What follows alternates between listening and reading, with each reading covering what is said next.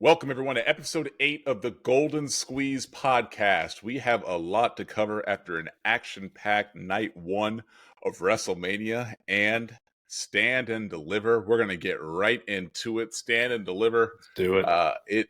It was a good show, and it started off with Shawn Spears versus Joe Gacy. Now, for all the 4 listeners of the Golden Squeeze podcast, you know that I'm just getting into NXT. And I think I've also made my feelings clear about how I feel about Shawn Spears. He is not the guy that he thinks that he is, evidenced by the fact that he started off on the pre-show for his first pay-per-view or PLE back into the company. But that being said, Wade, what did you think of the Joe Gacy versus Shawn Spears match and Shawn Spears taking the pinfall in his first PLE event? First of all, this Ridge Holland stuff has to stop. Nobody cares. There's certain things I try to be polite about, like, oh, maybe they're building to something. Nobody cares. I mean, it's just ridiculous. He hits Joe Gacy in the back with a chair, and then during Gacy's entrance, and then just walks out after he's supposedly just there for commentary. And so it started out absurd. And then on top of that, and they even helped Spears win the match. Spears lost. And that made absolutely no sense. You bring this guy back, and he already has a losing record. And I enjoyed the match. Was good. It was a good, short, quick match. Sometimes I forget how athletic Gacy is.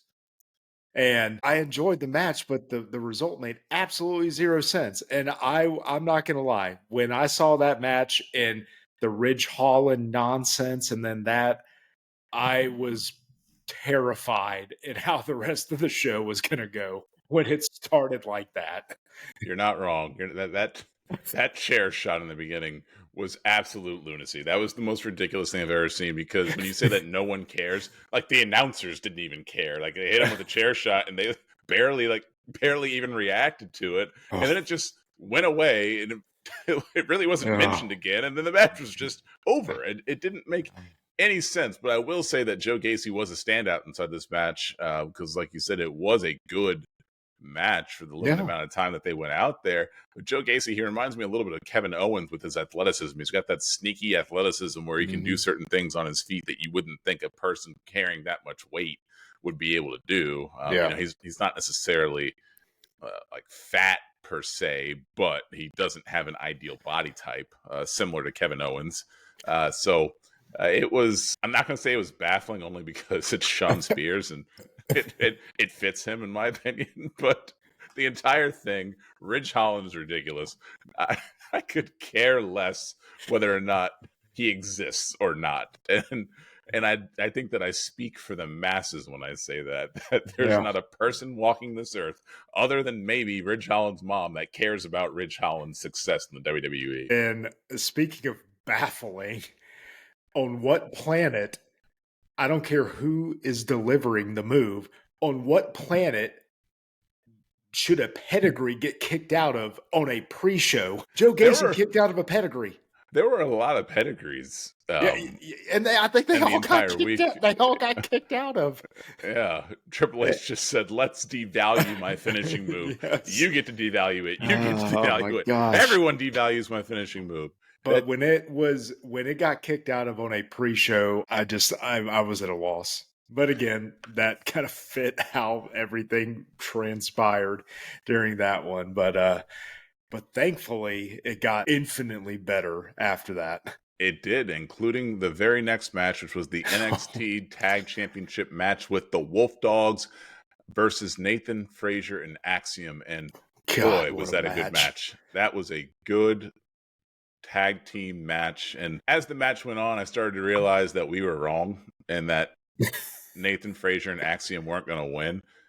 I started looking at the difference in their body types as they were in the ring, and I was like, I don't think that it's believable for them to be able to beat the Wolf Dogs without some serious chicanery, but man, is Nathan Frazier talented, and man, is Axiom talented. Those two guys, they put on a show, and obviously the Wolf Dogs did, but we know that Baron Corbin and Braun Breaker are gonna put on a show with their athleticism and Oh yeah. their move set. But I really thought that Nathan Frazier and Axiom were the standouts in this match. And this, in my opinion, a watcher of Raw and SmackDown, I was impressed by them mainly because I know what the other two can do, and I don't really know a lot about Nathan Frazier and Axiom. But I thought it was a great match. What do you think? I thought it was excellent, and yeah. So we started out with our predictions for this 0 for 2, We but picked up some steam after this, though. yeah, I guess just mainly because I thought it was. I mean, Braun Breaker's already on SmackDown. So I guess I was just surprised. I figured after Mania he was going to start being on there full time. Maybe he's going to work double duty. I don't know, and I figured Corbin was bound to be brought back in, and so just with. I mean, NXT could confidently turn to Axiom and Fraser to carry the tag team division. They could do that on any of the three shows and carry that division with that athleticism.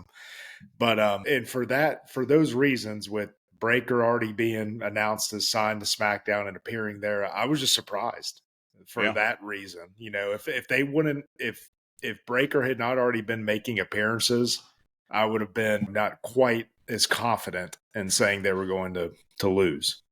Yeah.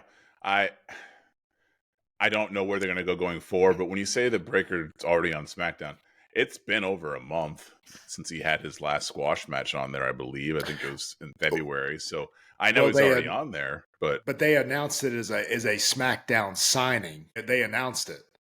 Like, I mean, it wasn't just like you know what I'm saying? Yeah, but I get that, but I wouldn't put it past WWE just hoping that we forget that something happened. They've done it in the past. That just maybe they won't remember that we said that, and we can just let it slide. Because I bet you there's a large contingent of people who don't remember that they said it was a SmackDown signing. Because there's at least 50% on this podcast who had forgotten that until you just said that. So I wouldn't put that past them. But they have to take the titles off of them somehow, and I don't know exactly how they do that at this point, because I don't know who believably can take the titles off those two guys. So now I question whether or not the NXT Tag Team Championship titles start making appearances on SmackDown. You know, we've seen situations where main roster belts are seen on NXT. So could we see NXT belts seen on the main roster? I don't know.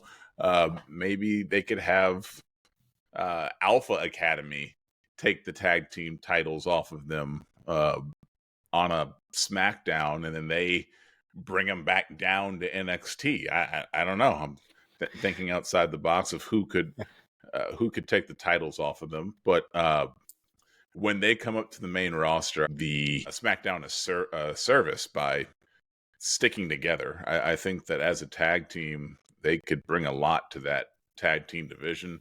And I know a lot of people want to see Breaker get a singles run, but maybe he will, but I don't think that he should start with a singles run. I think he should start as a tag team and then let them split at some point in time. Let that be his first singles feud, and then break off from there, and then start working his way up. You know, maybe give him a U.S. title, then Intercontinental title, and then one day he might be challenging Mama Rose's baby boy for the Universal Championship. Who knows? Who knows? Yeah. A couple little things. I don't know if you saw. I think there was definitely a close call or a miss on what was supposed to be, I think, a double move. I think Braun flipped Axiom or Fraser like from the corner, and I feel like Corbin was supposed to catch him, but he landed short, and that looked kind of awkward. And then only other minor critique, I think back to back a destroyer was done, followed by a Phoenix splash that did not result in a win. And I don't know how I feel about those moves like that back to back being kicked out of. But again, there will be more of that discussed later in the show about It's certain moves back to back. were those again? I barely know these guys. Were those their finisher? Was that one of his finishers, or is he?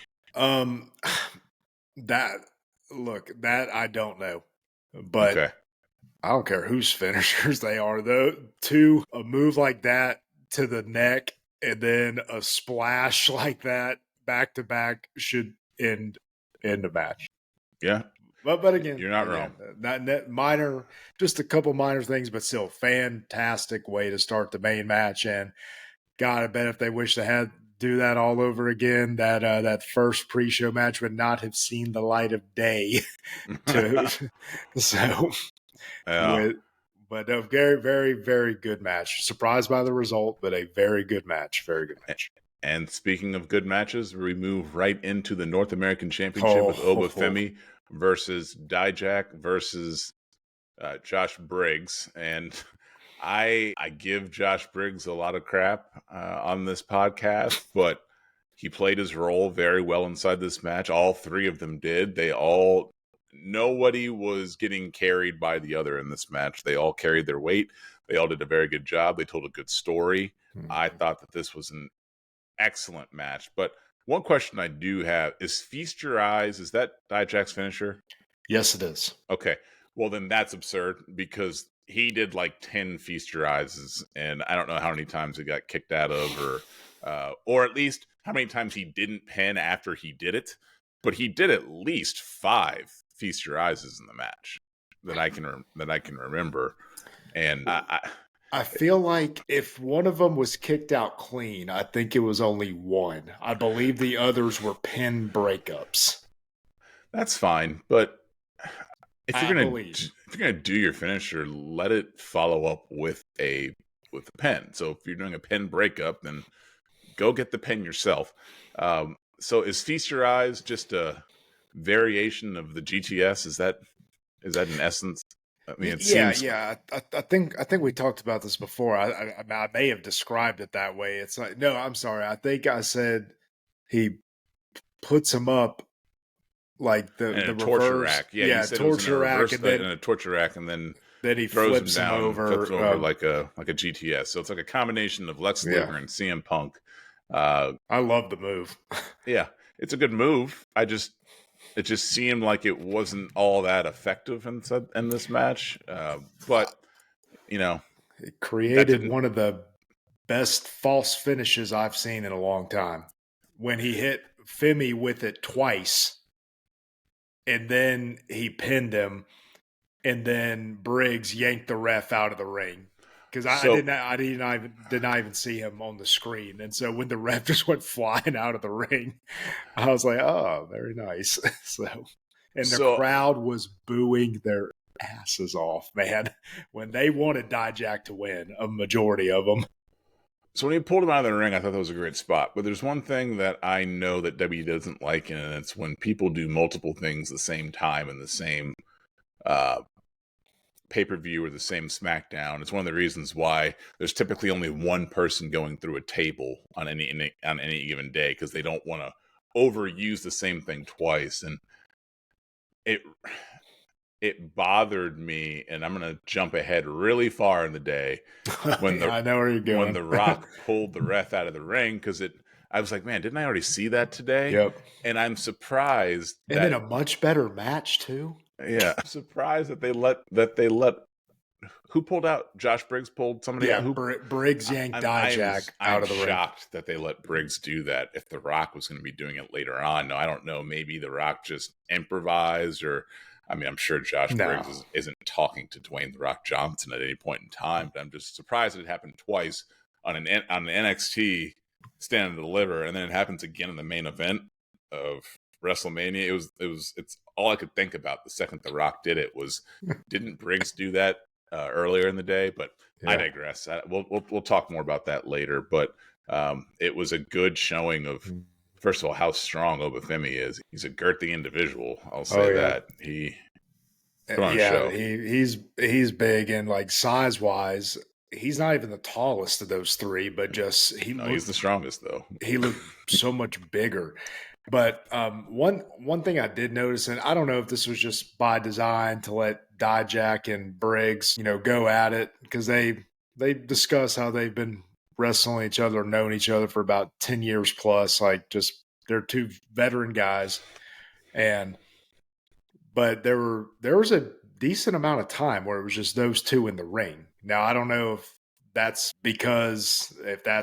what they decided to go with, or if because Obafemi's still relatively new to all this, and if they just wanted those two guys to do more of the heavy lifting at this point in Femi's career, or if they were just letting them, as veterans, have their time in there at a big show. And so, But I mean, it was definitely noticeable that the two veterans were in there on their own for a while after they had disposed of Femi, because and I don't know if it was after that pretty wild chair spot when they had knocked Femi into the chair, and was it Briggs that like flipped Dijak, or somebody got flipped over, and dude, that was kind of bold to do that move, in my opinion, because I mean, he wasn't just motionless on the ground; he was in a moving chair. I mean, a rolling chair. Yeah. And but dude, it was great, man. But what I did not understand, what happened at the end when Dijak hit Feast Your Eyes on Briggs and pinned him. Femi comes over and does like a double chokehold, but Briggs's shoulders were still on the mat. Oh. So why did the count stop? First of all, there's logic, and then there's wrestling logic. So you have to know the difference between the two, and that was clearly wrestling logic. There was a lot of wrestling logic that went on, mainly in the main show. But yeah, some things aren't meant to make sense. Oh yeah, that was not meant to make sense. And one other gripe, and based on conversations me and you've had before, I'm thinking you may agree with me on this. Okay, we get Femi as a mountain of a man. Yeah. However, we already talked about how big Dijak and Briggs are. The spots when they're hitting him at the same time and he's barely moving is just preposterous. Yes, he is a big individual, but when two behemoths are hitting you like that, you're going to fall down. It's not Rey Mysterio hitting them. Yes, exactly. But yes, I get it. They were trying to show the strength of Femi and showcase that. I get it, but again, if it was like Carmelo Hayes and Rey Mysterio doing it in unison, I would get it, but not those two. But wrestling logic, exactly. But that's just minor nitpicking things. And I was kind of hoping something would come close to that later on in the night, but that was still my favorite match of the day. Yeah, definitely. I think it might have been mine too, but as we go through this process, I'll give you my final answer. There was another match which I really liked, which compared with it. But moving on to the next match, it was Thea Hale, Fallon Henley, Kalani Jordan versus JC Jane, Kiana James, and Izzy Dane. And this is good. Mm-hmm. This is a good match. Nothing objectionable about it. It was a good showcase of 6 women who I know very little about. I still don't even know which is which, but I'm learning. But I enjoyed what they did here. They had some really nice spots. But what did you think of the match? I thought it was good. I thought who I thought was going to win, who we both said was going to win, they won. However, they definitely, because I said that I was surprised this wasn't a singles match with Thea Hale versus JC Jane. That was kind of the story they had been teasing. Now, granted, the other women were involved with it as well, but the main story there was JC Jane and Thea Hale, and JC Jane pretty much betraying Thea Hale and that whole thing going awry. So yeah, she got her hands on her eventually, but then someone else ate the Kimura and tapped out, but it was not JC Jane. So I definitely think they're still setting up for a later time the singles match between Thea Hale and JC Jane. And had Jane been the one to get caught in the Kimura and tap out, I'd say, okay, maybe they're moving on from this. But since they just gave us bits and pieces of the showdown between them, I think there's definitely going to be where Thea Hale gets the outright victory against her 101. But yeah, I Nothing thought it was a wrong. good match too. Nothing wrong with using a match to set up another match later on. Nope. Nothing wrong with that, especially a match like this, which didn't have all that much build and was kind of just a throw in last minute 6-woman match. So we're never going to expect it to be anything other than to build towards another match. So, but it was good and it served a role. Not much else to say about it. So we will move on to the next women's match, which was the NXT Women's Championship with Lyra Valkyria versus Roxanne Perez. And I also thought that this was a good women's match, and it showcased two very talented women who I'm learning about. I was wrong about the outcome of this match. I thought that Valkyria was going to win because I'm an idiot, but Perez won. So this is another match where a finisher was kicked out of. I believe. I'm assuming that Pop Rocks is her finisher. Yes. And again, since I'm just learning who these people, what their finishers are, when something has a name that I've never heard of, I'm assuming that's their finisher. So Valkyria kicked out of Pop Rocks. Yep. She ultimately lost to Pop Rocks, but no, she tapped. I'm sorry. You're right. So she hit Pop Rocks. She hit her with Pop Rocks, and then she got her in the crossface. In the crossface, and she tapped to the crossface. And I actually thought that crossface spot at the end was a pretty good. It was pretty good the way that they executed that. Her fighting to get to Valkyria fighting to get towards the ropes, and then her rolling back to get her back inside the move. I actually really enjoyed that little ring psychology between the two of them. 4 minutes of that match were very, very exciting and well put together. Not to say that the previous minutes weren't good too, but what'd you think? I agree with everything. Just kind of adding a little bit. I thought this was a match where, even though it wasn't much, the outside stuff with Valkyrie's friend. Is it Davenport? What's her name? Her name is... Oh, man. And I had this earlier because I was wondering when they were wrestling. I was like, oh, I'm surprised she's not at ringside. And then, oh, well, there she is. And so there were people there. There was a Tatum Paxley arrived at some point in time. There was that's the only name here that I see. So that's gonna be it. And okay. It was so far off from Davenport that I thought. That was just horrible. It's late. It's late. Leave me alone. Either way, I would have probably still said it. That's no excuse. But no, yes, and I understand there's something there, and again, kind of like the whole Mickey James Trish thing going on, but the story and the setup was there with the pre-existing injury to the champ and Roxanne Perez exposing that. And yes, I agree. There's nothing wrong with using a match to build to something else, because obviously that's going to come to a head at some point. They could have done that on an episode of NXT, and because it didn't really have that much of an effect on the match in the grand scheme of things. And I just don't think that's the only thing that bothered me about that match. It's like, okay, that whole thing could have been addressed later on. And I agree with that. The difference between doing it in this match as opposed to doing it with the other 3-on-3 is the other 3-on-3 didn't really have much of a build and was kind of a throw-in match at the end.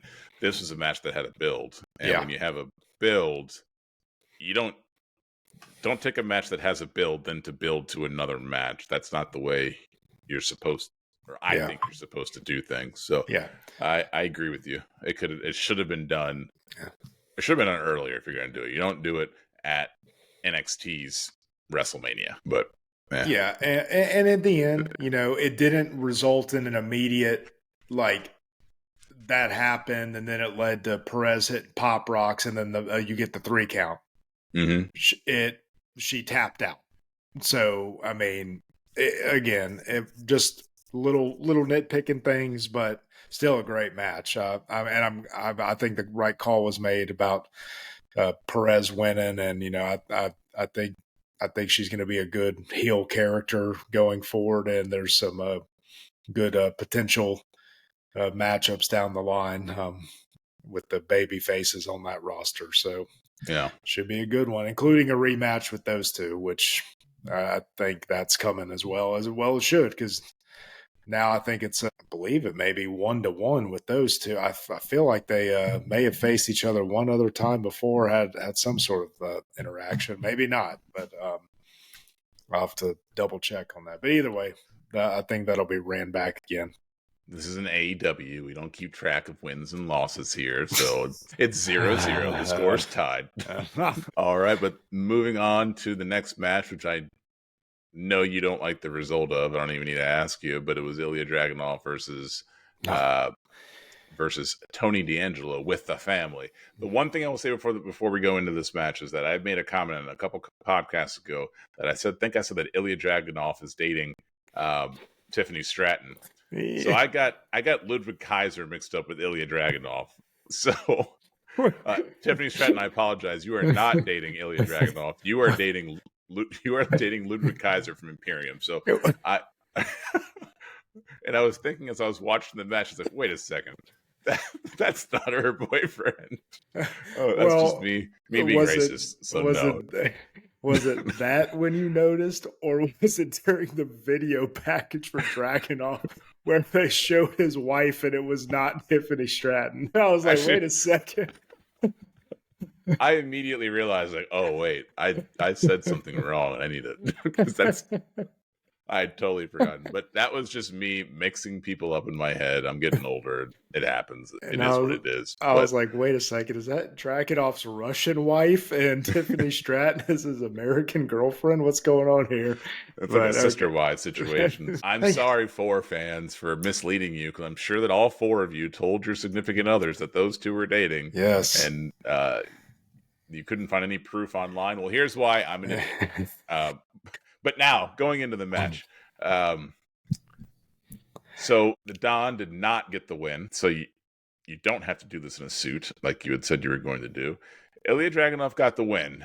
It was a fine match. I mean, it's not going to win match of the year, but it's also not going to win worst match of the year. It was a good match.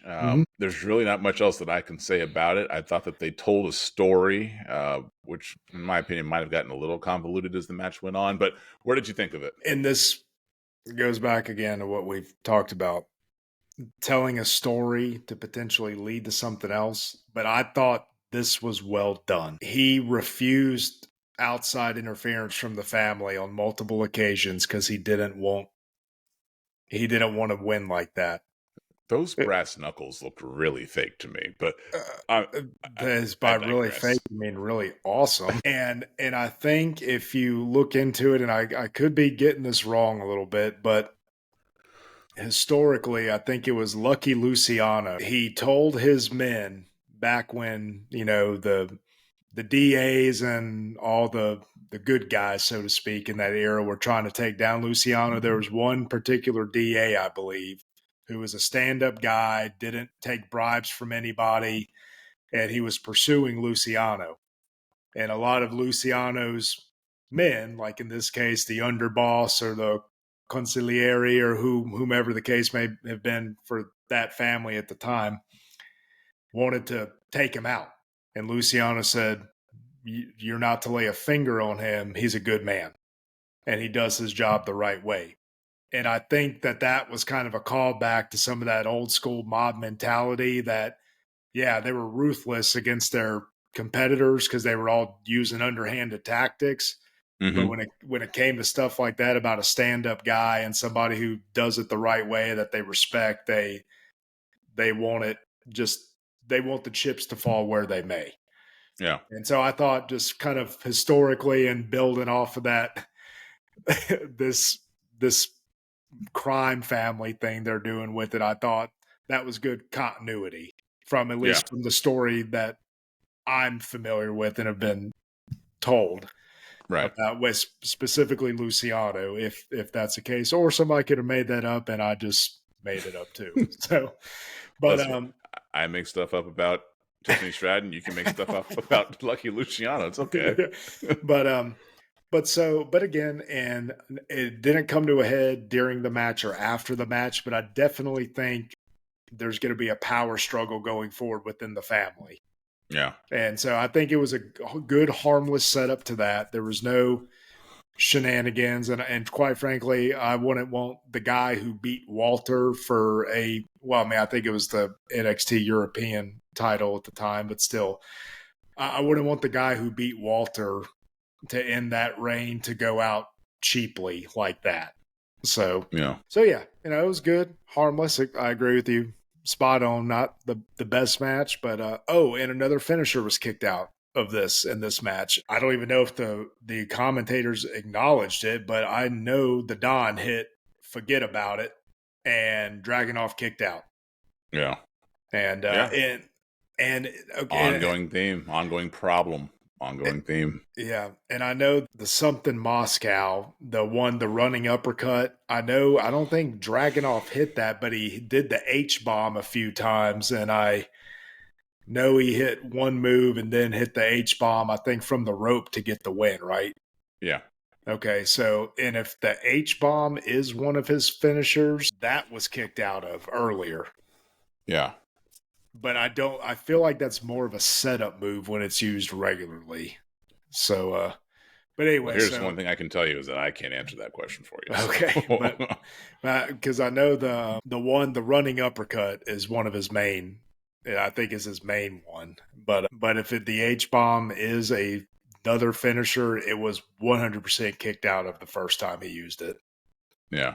So at least one finisher kicked out of in this match, if not two. Maybe more. Maybe more. Yeah. And then on to the main event. It's one of those situations where, I mean, we can talk about the fact that match wasn't the main event, and you put a match that does not have a title in the main event on there. To a lot of people, that's an issue. I understand, based off of the build to Trick Williams versus Mello, why that might have been the case, but have it lead the show. I mean, I thought that the match ordering was really weird for this card, but why is the 3-on-3 women's match where it was in the card? Why are we putting all the titles in the front of the card? It just seemed a little weird, just the order of the fights. But again, just nitpicking a little bit. But Trick Williams versus Carmelo Hayes. A lot of build up to this match, the rivalry between the two. I feel similar to the way that I felt about the Ilya Dragunov match, that it wasn't the best match. It also wasn't the worst match. It was a match that was entertaining. I thought it was an entertaining match, but wasn't great. It did not meet my expectations for what I thought that they were going to do, just based off of anybody's. Yeah, based off the rivalry that you had. But it is what it is. It is what it is. Being the first, I think they said it was the first, and I think I actually mentioned this because I think I asked this 2 weeks ago. Is this the first main event that has two African American individuals in it at a pay-per-view for PLE? And it was the first for NXT. They said, don't think it delivered, but what do you think? Oh, and the other one, they said first in NXT. The first one, because they brought it up later, and I completely forgot that this was on when they went back to Mania in Tampa Bay. Because remember, it was supposed to be there for COVID, when COVID hit in 20. Mm-hmm. And then when they started letting people back in and they split it up into 2 nights, when they went back to Tampa, the main event of one of the nights, it had to be night one. because I'm pretty sure Roman was still main event at that point, was Bianca versus Sasha. Okay. All right. And and then as soon as they showed it, I was like, oh, because remember that's when like Bianca was about to cry at the beginning of the match from the crowd's reaction and everything. It was. So was this the first black men to main Well, event? they said, I don't know if they, Or did they say since or no, they the said first in NXT. in NXT? Okay. Now, So, but I don't know about. I'm not sure. okay. Well, it doesn't matter. But what did you think? What did you think of the match? That was one of those things. It was not to the level of the greatest wrestling match ever, like they book Edge versus Randy Orton. But when they were calling it the most important match in NXT and this and that, it was like putting a lot of pressure on these boys by saying things like that. Unnecessary pressure. Because exactly. it's not a title match. Therefore, it can't be the most important because there's no title on the line. You can't have a match that actually has any importance if there's no title involved, because that only devalues the title. If you say that a match that doesn't involve the title is the most important match in NXT history, then you are devaluing your title substantially. Now, I understand that WWE makes a living out of devaluing their titles, but they don't have to. They could not say stuff like that, and just say this is going to be a highly anticipated match. You don't need to say stupid things like that because it's just not true. And I gotta wonder too, is the reason they picked to do that, the blow off to that feud when they did and where they did. I don't know if it main events if it's not in Philly, because that's where. Well, I mean, Trick's from Philly, right? Yes. Yeah. So that's what I'm saying, and so I can. Loved him. The crowd loved it. Oh yeah, absolutely. And dude, there was the stuff with the ref getting knocked out twice, and then when even the commentators like, "Oh, this has to be the unluckiest referee," making light of it. I mean, I just, man, it doesn't need that. It doesn't need that when you've got an anticipated match like that. There doesn't need to be that stuff.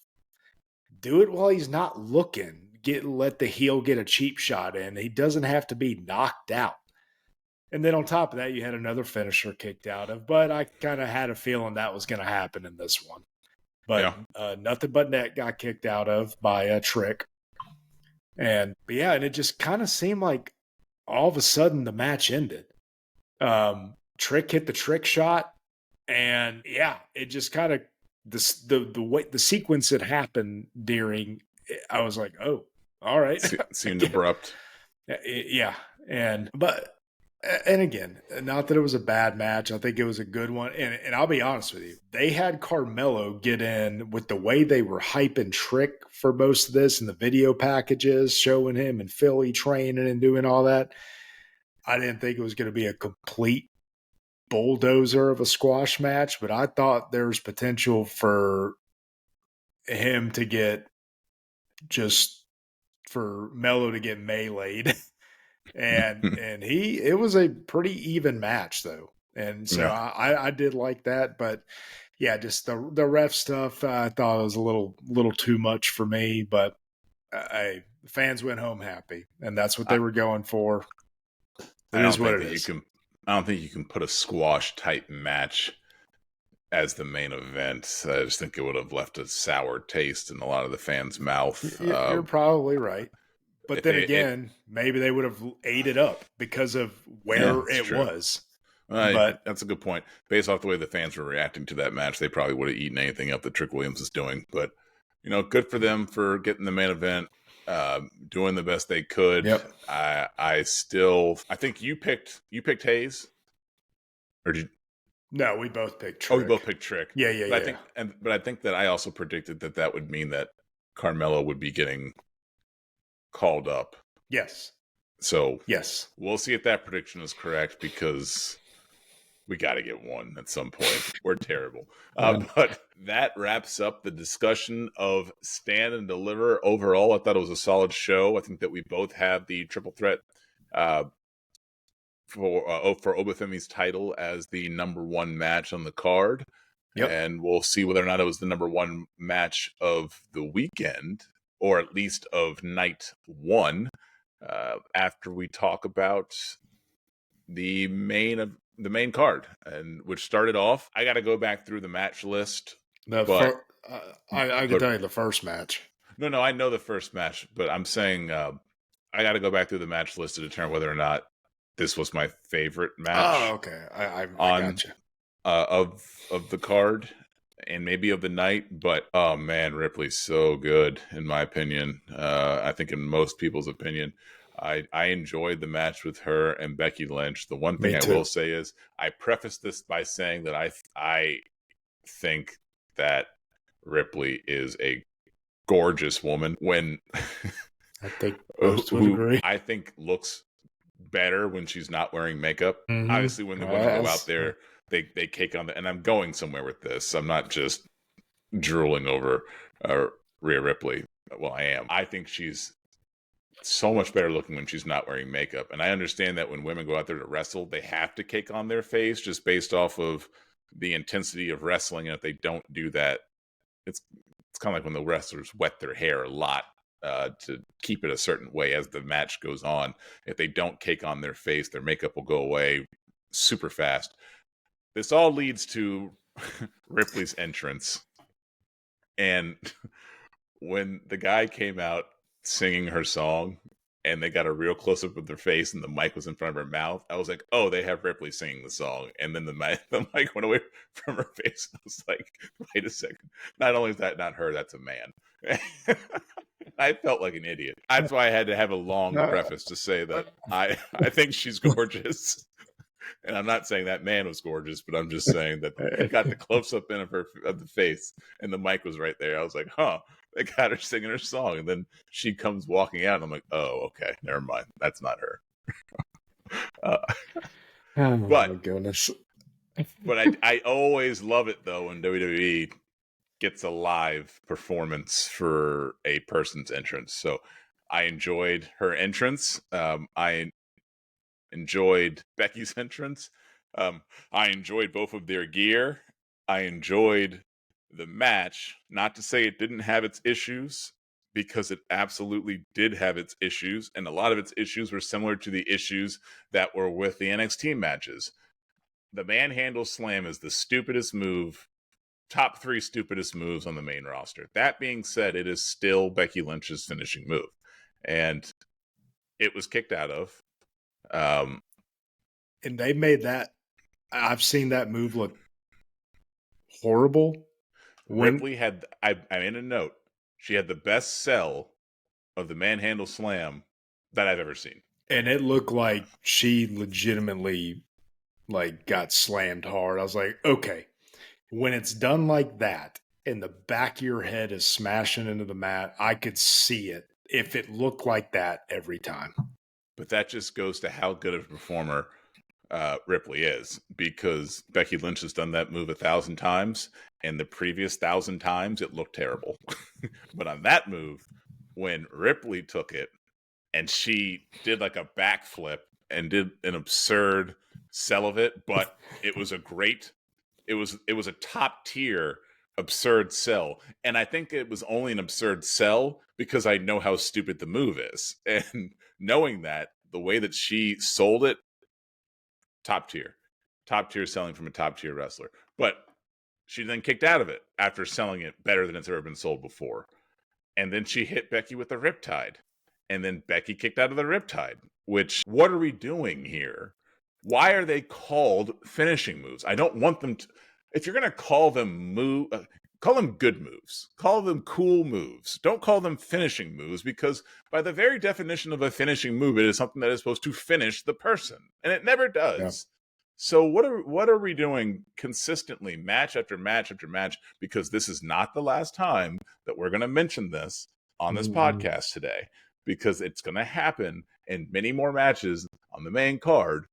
Why are we doing this? Why is this a thing? This did not used to be the case. When did the turn come where we decided that finishing moves are not going to have an aura to them?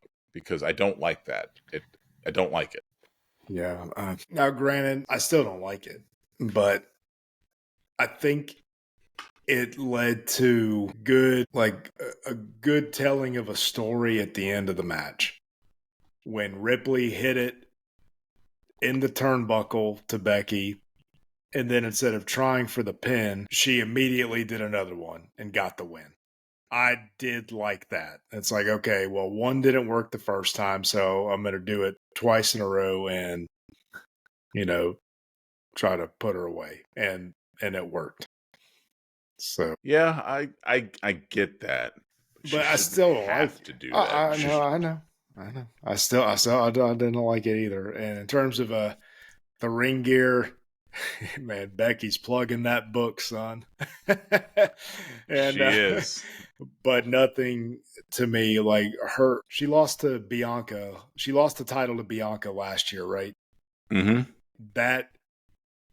That outfit she had for that entrance with the black, look kind of like Lady Gaga glasses or whatever. Mm-hmm. I don't think anything will top that outfit. And now, granted, I thought it was cool how she did it, plug in the book and all that stuff. But yeah, I was disappointed in terms of I thought that was an all time great outfit last year that she had. Well, I heard that she had some really good outfit ideas, but she decided to give those ideas to her husband Oh instead. no, yeah, that's very kind of her. So, Which we'll get to his outfit later on. But let's move on to the 6-pack ladder match. A lot of unsafe spots, and again, I don't want to punch clouds or anything like that, and be a get off my lawn curmudgeon, but there were a lot of spots that didn't look safe, and I know these are the best wrestlers in the world, and they make things look safer than they actually are. But man, there were some unnecessary risks that were taken. Especially the biggest unnecessary risk of them all was R-Truth climbing that ladder, because we know he's scared of heights. I think he forgot that he was scared of heights, because he climbed it with ease and there was no hesitation. There was at no point in time that he looked down fearful. There was such a continuity gap that he's supposed to be scared of heights. There's been like 5 times in the past 5 years where like he was scared to climb a ladder because he's scared to climb heights, but this time he was freaking going up and down the ladder like he's a parkour champion. Like I don't understand that part of things. I loved it. Don't get me wrong, I loved it. And I watched with my wife and my kids, and my wife greatly enjoyed R-Truth, and she was like, why don't people talk more about R-Truth? Why don't people like R-Truth? I'm like, everyone likes R-Truth. He's the most likable person in the entire roster, NXT, SmackDown, or Raw. He's the most universally liked. I've never heard a person say I don't like R-Truth. And R-Truth put on a show, and kudos to him and The Miz for taking down those Raw titles, mainly because I got a prediction correct that they would win the Raw titles, and that might have been the only one that a monkey couldn't have gotten. I think that's like the only one on the entire card that either of us got that wasn't that difficult, that was kind of difficult to get, but they got it. I thought it was a good match. One of the things they do best is booking a multi-man ladder match. I think they do a very good job of that with their spots. The only thing about it is that when you have some of the spots that they have, it gets rid of the suspense of a person winning. And what I mean by that is somebody was climbing the ladder about to win, and there were 2 tables outside the ring that still hadn't been smashed through yet. So I don't remember who was reaching for the titles, but I knew he couldn't possibly get them, because I've never seen a WWE match where they set tables out and didn't use them. So I knew you can't win right now. You might win, but you're not doing it right now, because those tables have not had someone go through them yet. I think it might have been Priest that was climbing the ladder, and no one had gone through the tables yet. And he was about to win, but I knew he couldn't win. But I was really shocked by A-Town Down Under winning the SmackDown titles, just the way that they've been booked over the past 2 months. They've been getting airtime, so I guess maybe I shouldn't have been that surprised because they were on screen a lot, but they were never a threat to do anything, so I didn't think that they would get titles, and I don't think they're going to have a long run with the titles, but I don't what think did you either of think? them. I don't think either of the teams that won are going to. This screams Matt Cardona winning the Intercontinental title, or Zack Ryder winning the Intercontinental title at WrestleMania, I think 31, when the crowd just went insane. Or was it 35? Or was it both? Well, doesn't matter. He won a ladder match at one point in time at WrestleMania because it was in his hometown. It might have been the one that we were at, and the crowd went insane. It was either 31 or 35 that he did it. I don't remember which one. I think it was 31. Okay, yeah, it could be. It Yeah, could be. I'm pretty sure it was. I think it was too. But anyways, what did you think? When A-Town Down Under won, I was like, what just happened? It was just kind of. It was so abrupt. It just happened. And I was like, okay. But again, with them being Weasley heels, it kind of fit, and that move Ciampa hit when who did he have, like Bulldog? I was like, oh my God. And, it was Bait or okay. No, it was Pete Dunne.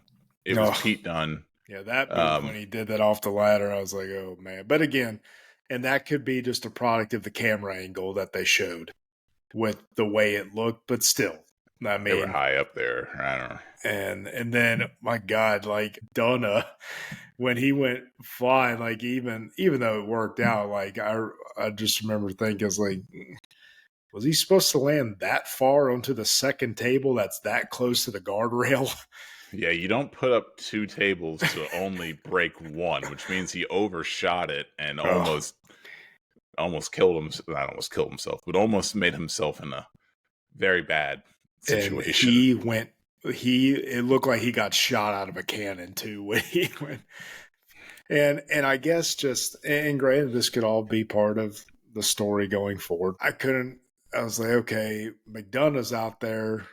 Where's Dom? Dom hasn't had his match yet. Where's Dom? Rhea just won. I know she just had a match, but she just won. Why isn't she out there? And so I'm wondering if that's going to plant some of the seeds later on for that, considering they didn't win either of the titles.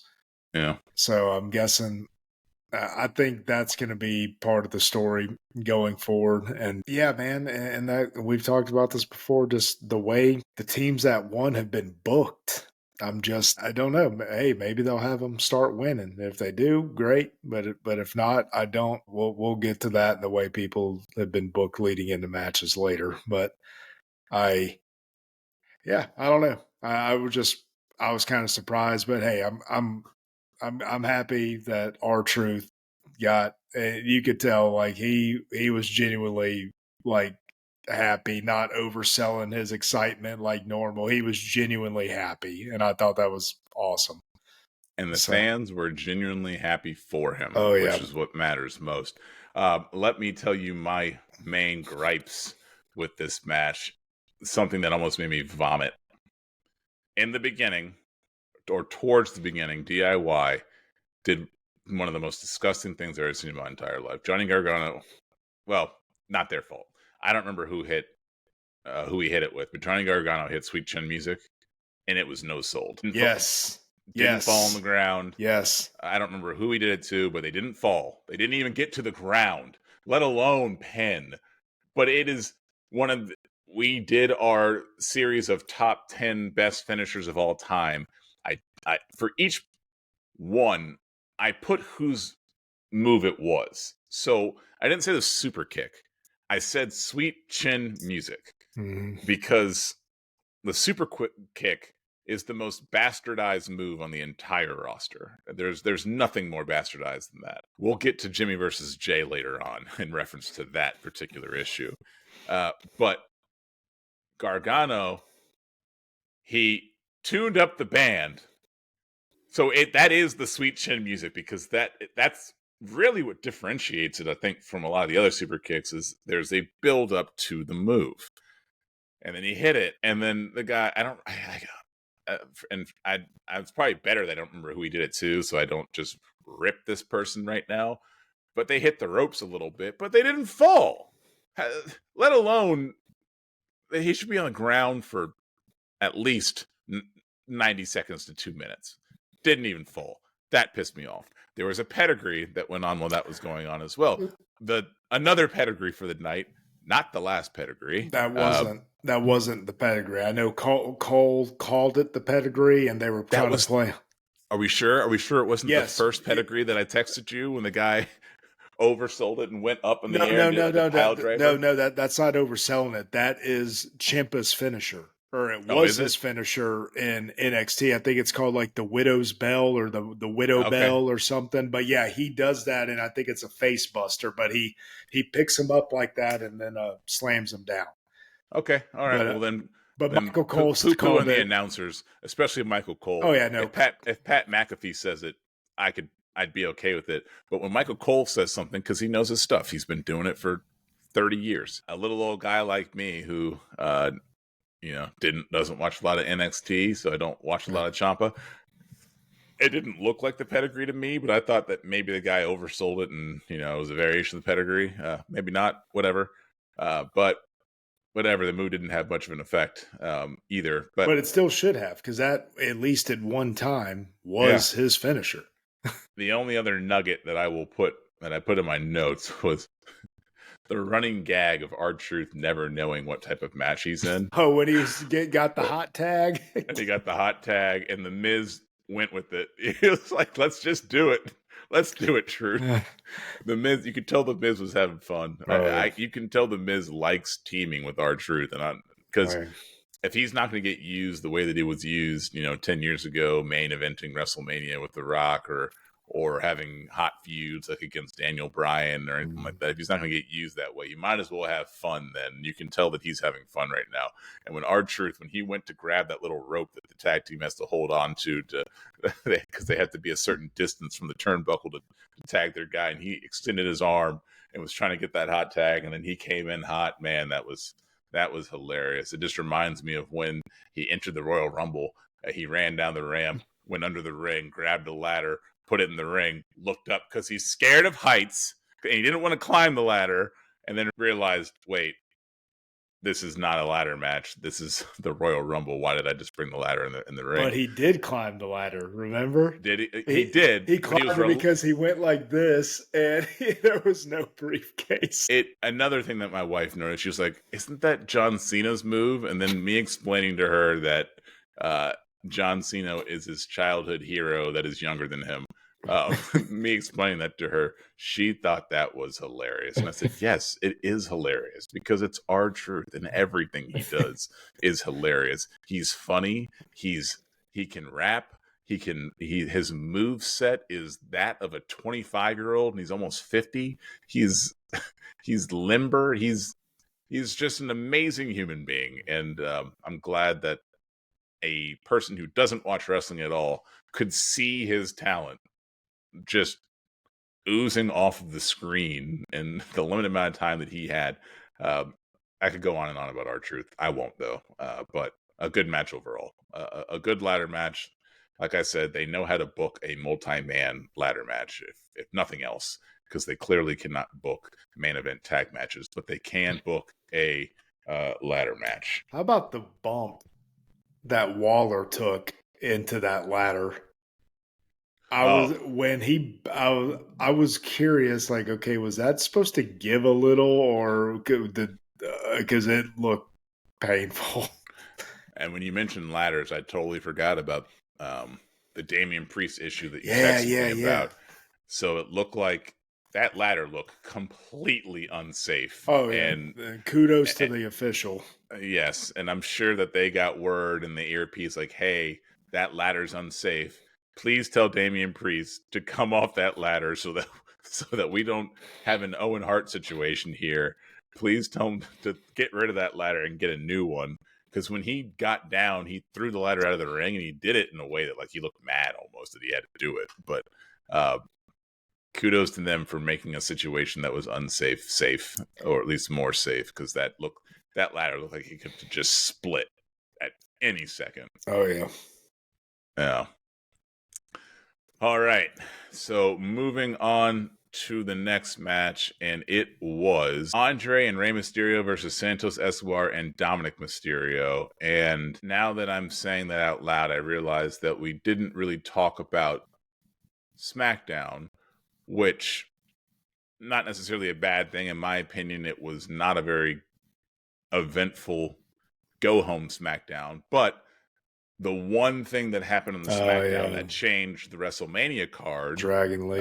Was Dragon Lee getting attacked, and then Andrade just as quickly as he was trying to get in the Judgment Day, he's trying to get out. So I had predicted that Rey Mysterio and Dragon Lee would win their match, and then the second that Dragon Lee got replaced by Andrade, then I was like, well, obviously they're going to win now. They're not going to have Andrade lose this match, especially not with the events that happen on SmackDown. They're clearly going to win. But when Dom came out, he got that heat that Dom gets. The crowd booed him like no one's ever been booed before. He's awesome. I love Dom. He's great. He's so talented. And he's only 27, and he's been doing it now. He came in here when he was pre-COVID, and I think is when he got his start, which means that it was like 2019, which means he was 21, 22 years old, and he's just getting better every single time he goes out there. Say what you want about him, even if he's not Bret Hart out there as a ring technician, he knows how to tell a story. He knows how to generate heat. He knows the business because he's been around it. People don't realize he's 27 years old and he's been in pay-per-views for 20 years. He's been in pay-per-views for 20 years. He was in matches featuring Eddie Guerrero, who's been dead for 20 years. Is that the custody match? Yes.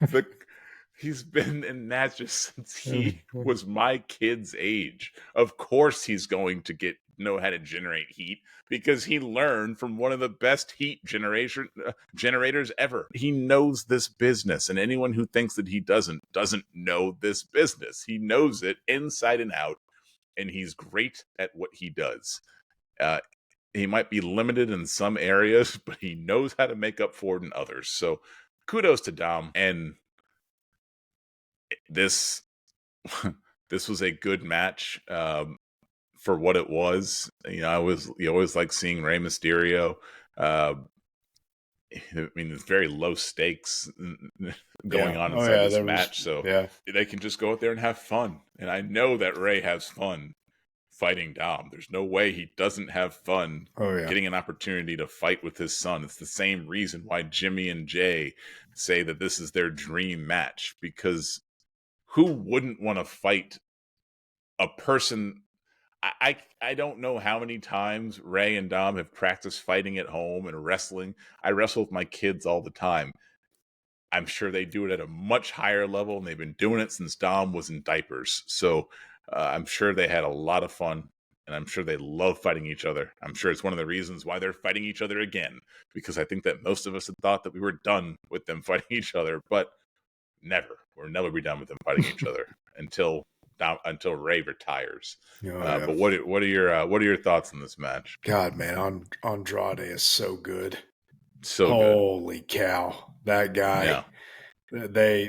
I hope he doesn't get caught up for too long in this faction feud, and I hope that they expedite putting some type of title or giving him or at least putting him in chase mode sometime. What's his ceiling? What's his title ceiling? What do you think? Dude, he's got the size, the look, the move set. The wife? But dude, I think aside from that, he's talented enough where they could put the title on him. However, they're going to have a mouthpiece with him. Now,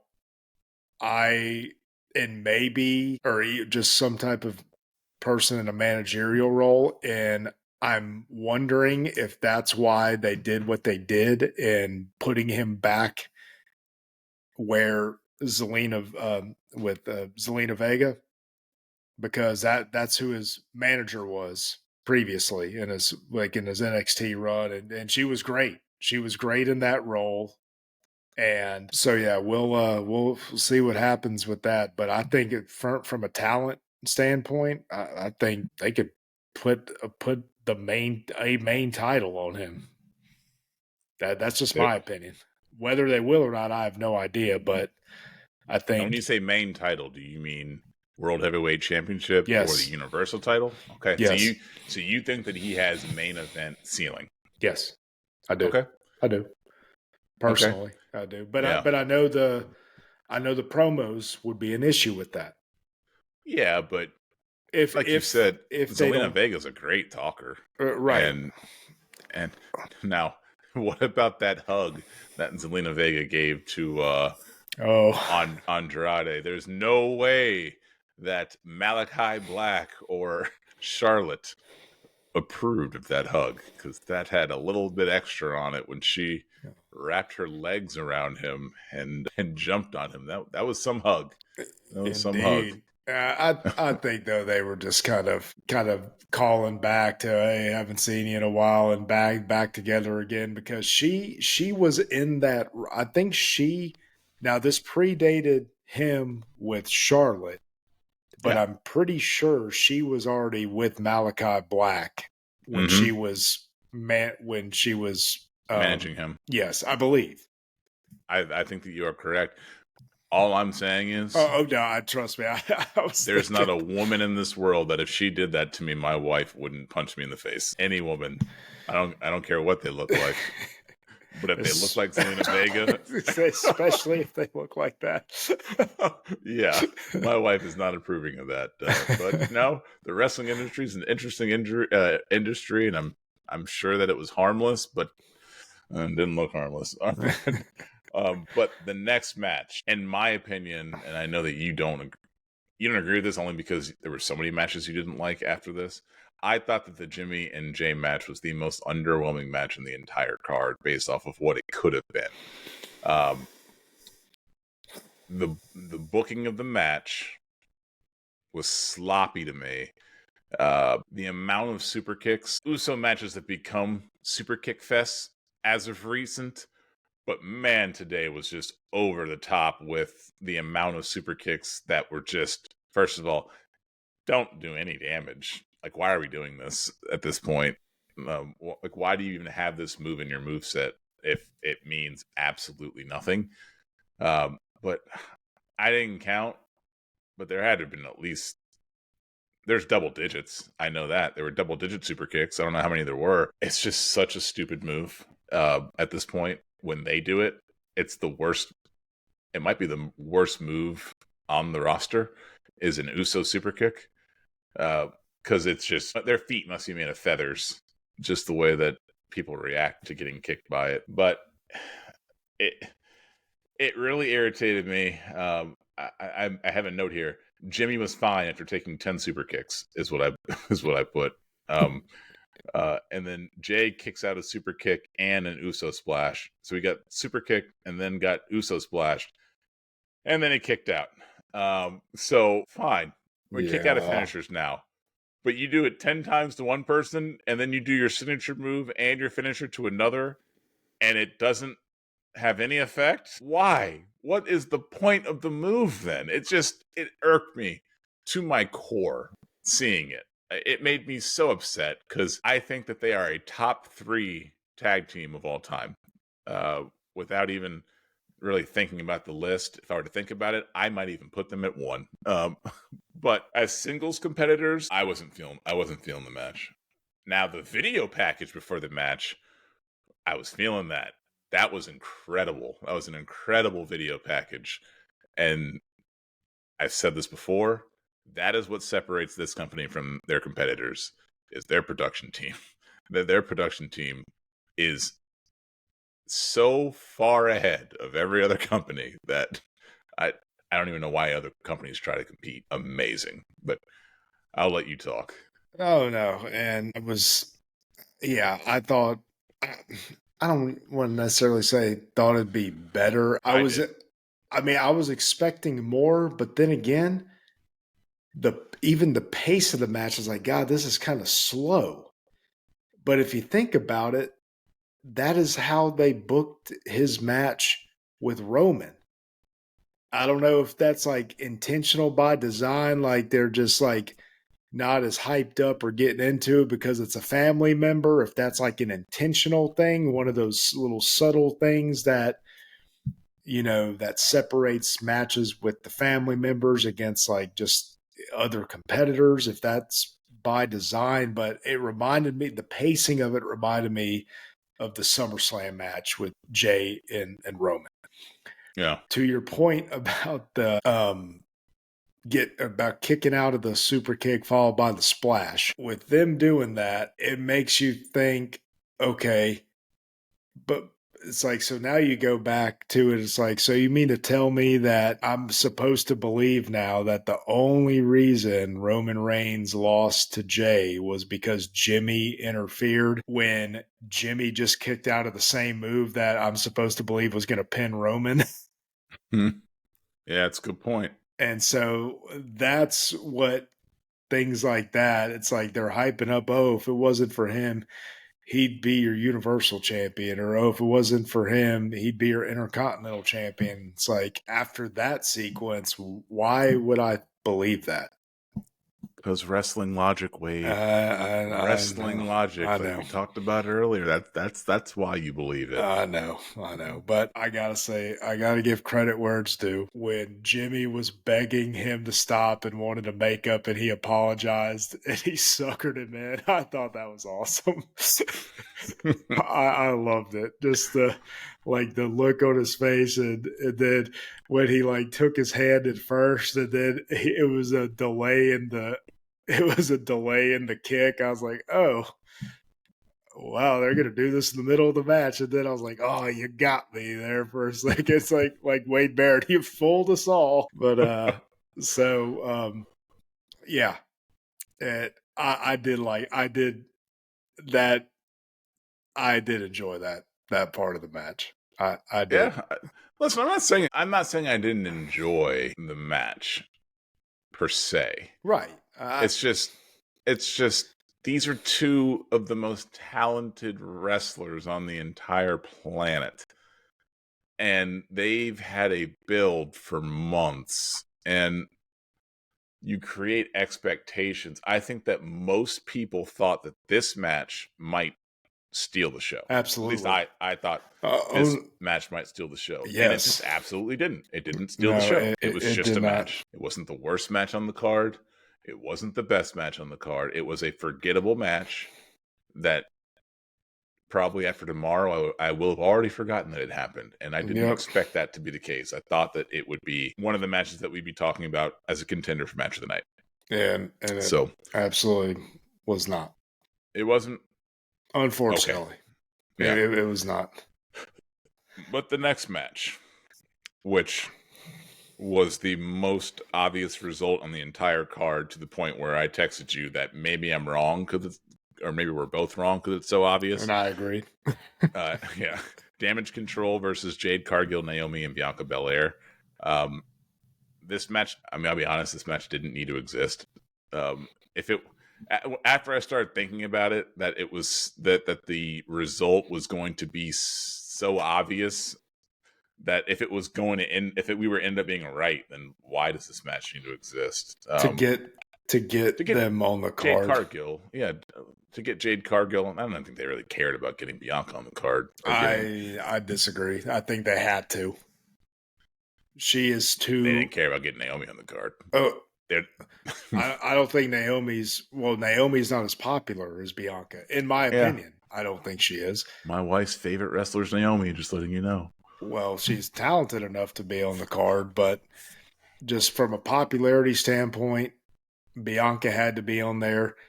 And then for the way that Damage Control has been booked and everything centered around them, they had to be on the card. Not only because of that other storyline and everything that's been going on there separately, but just the women's tag team champions are part of that faction, and if they were going to defend the titles, they had to have them. Let me ask you. I thought they all looked great, Mm-hmm. just from a makeup and gear perspective. Yep. What was that white line down Cargill's body? I'm not sure. Did that have a meaning, or I have no because idea.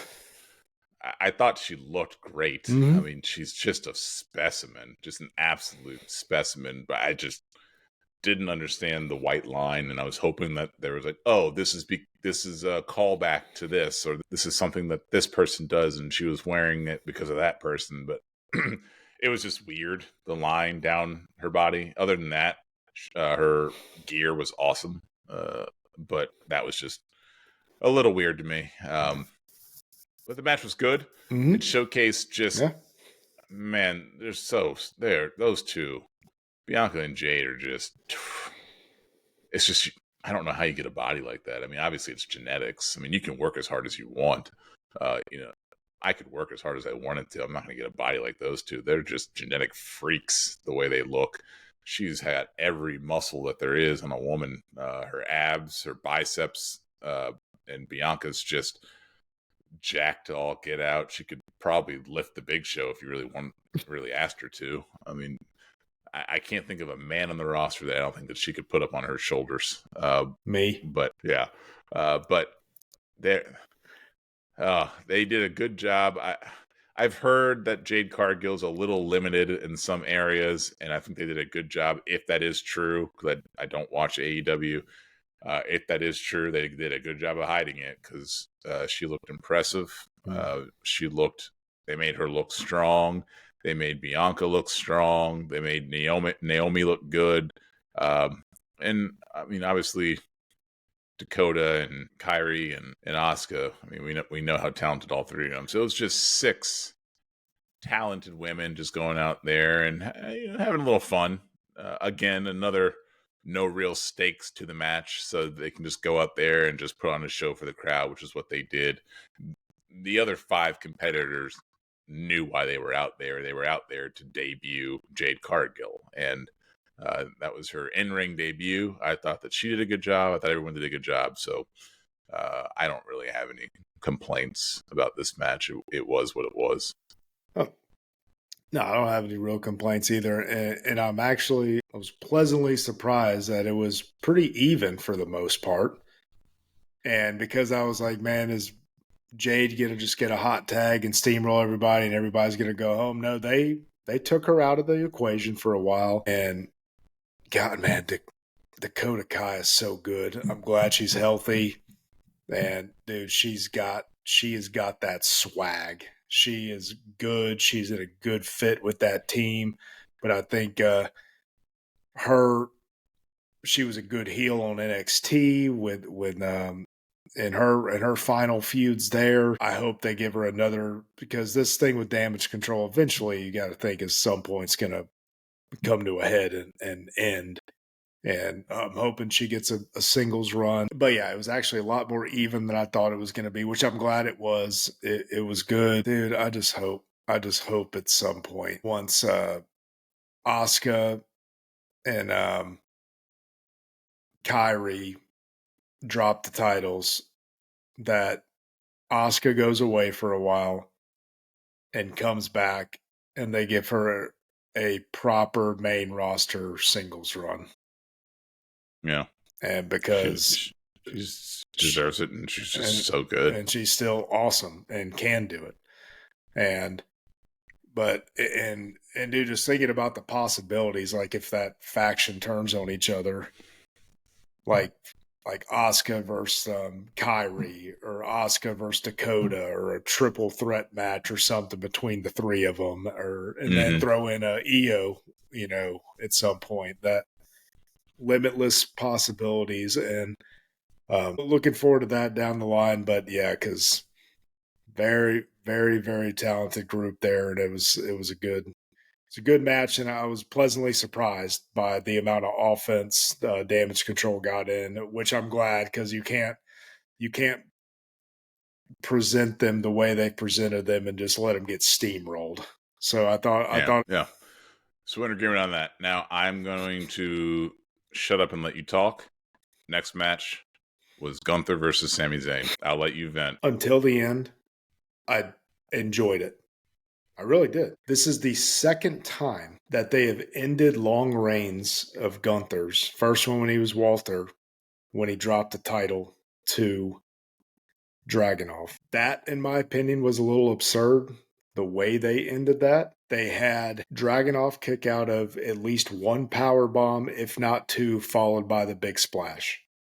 And then Dragunov came back and made him tap. But that was a heated, built-up rivalry. That, to me, was a little more forgivable because they had a proper build in that feud. And just, God, that match was awesome. And any of you four listening, go back and watch that. And I think it was may have been the last event they called TakeOver, actually, for NXT. But anyways, this match. First of all, they booked Sammy to kick out of two power bombs back to back, and then possibly kicked out of one splash after that happened. And then they decided to go with the overconfident Gunther. Like, he's always been, his character has been portrayed as confident already, but the whole cocky and just getting into it with Sammy's wife ringside and being that arrogant about it, but he still was hitting. He hit, I think, another power bomb and more splashes, and then then it happened. Then all of a sudden, Sammy hulked up. He literally hulked up, and then hit.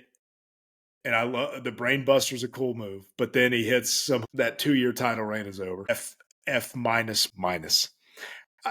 And there was this thrown together Rocky crap build they had with Chad Gable doing all that stuff.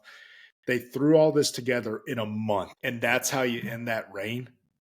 I just don't get it. None of it made sense.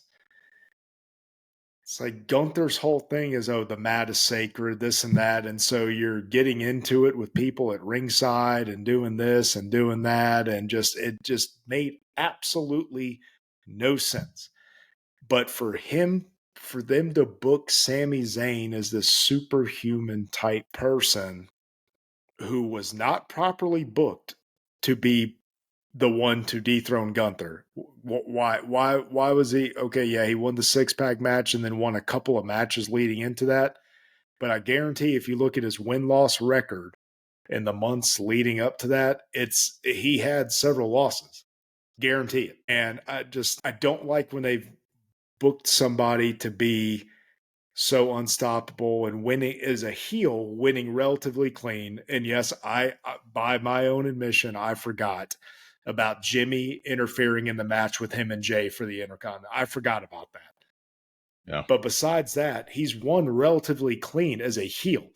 And I don't know if you heard. But even in that wasn't to help Gunther. That was to hurt Jay. And yes. I think that there's a difference between the two, that he wasn't getting help from Jimmy. Jimmy was trying to thwart his brother. And we all knew too. Let's be real. Anyone who consistently watches the program and knows how long Gunther's held that title, he's not gonna lose on a Raw. Right, unless there was some sort of situation like they all of a sudden had to take it off him because he was leaving the company, like they did with Mandy Rose. Mandy Rose held the title for over a year, and then she loses on an episode of NXT, not a PLE. Yeah. And then that's when all the news came out that they had parted ways with her. Yeah. There was no indication there was any situation like that. So it was a foregone conclusion. Gunther was retaining that title against Jay. Mm-hmm. But this, man, I just don't. That's the second long reign he's had where they devalued his finishing moves. And I just don't see how you do that to a guy that has been booked the way he's booked with these long reigns, especially on the main roster for the Intercontinental title when he's had it for that long. I just don't. If they were going to do that, it just, I, there was no need for Sammy to hulk up and do that crap at the end. I was shocked when they booked that reign to end like that. And I was just, I couldn't believe it, man. I could not. And I love Sami Zayn, but they did not properly book him leading into that for him, number one, to win, but especially like that, where you completely devalue that and made Gunther look like a fool essentially, and and totally stray away from the character that he's been portraying himself, and all of a sudden have him do all this nonchalant stuff and this and that. I mean, the overconfidence thing. I'm sorry. Why didn't he try to pin him? Wrestling logic. It's more wrestling logic. I was disgusted, and it left a sour taste in my mouth that only got worse. I knew you weren't gonna like it. I don't think most people liked it. I had a couple notes. Sammy kicked out of Gunther's powerbomb in the beginning, and the fans booed. It was a pretty even crowd, if not more chants for Gunther. Yeah. And then Gunther kicked out of a haluva kick. Sammy kicked out of then 2 more power bombs, and then 2 splashes. So Sammy kicked out of at least 4 power bombs, which is 3 too many. Obviously, I think the power bomb's up there with the super kick, and that it's an overused move at this point. But if that's going to be your finishing move, that's your finishing move. It is what it is. I don't care if your finishing move is the finger poke of doom. If that's your finishing move, people shouldn't kick out of it. But I don't know. It was odd. It was it was underbooked, in my opinion. I expected there to be some shenanigans to make it believable that Gunther was going to lose. I mean, I thought that Gunther was not going to walk out of there with his title, but I thought there'd be more to it. The one thing that I noticed is in this card, was there any outside interference at all today? I mean, if you want to, are we counting the nonsense in the last match? No. Well, we'll get to that in a second. But other Putting than the last match aside, I think that every no, there was one, but it didn't matter. JD McDonough. Yeah, but it didn't help them. But no, I'm just surprised that Chad Gable didn't really make an appearance or in that match. I thought he was going to play some role. Obviously, I thought that Damian Priest was going to come out too. And they gave Sammy so much time after he won the title that I was like, Damian has to come out. Like, why are they giving him so much time to savor his win? And listen, it's not that big of a deal. No, and I don't get it. It's almost like they felt like they had to give him this big moment. No, they don't. He main evented last year at last year's event. Yeah, I don't get it. He didn't face adversity to get this title. This wasn't like a long build. This was thrown together because of injuries that he got put into this match. So it wasn't like, he's all year he's been fighting to get this Intercontinental title. No, he's been fighting to get this Intercontinental title for 3 weeks, a month. He does not deserve the 5 minutes that he got after he won.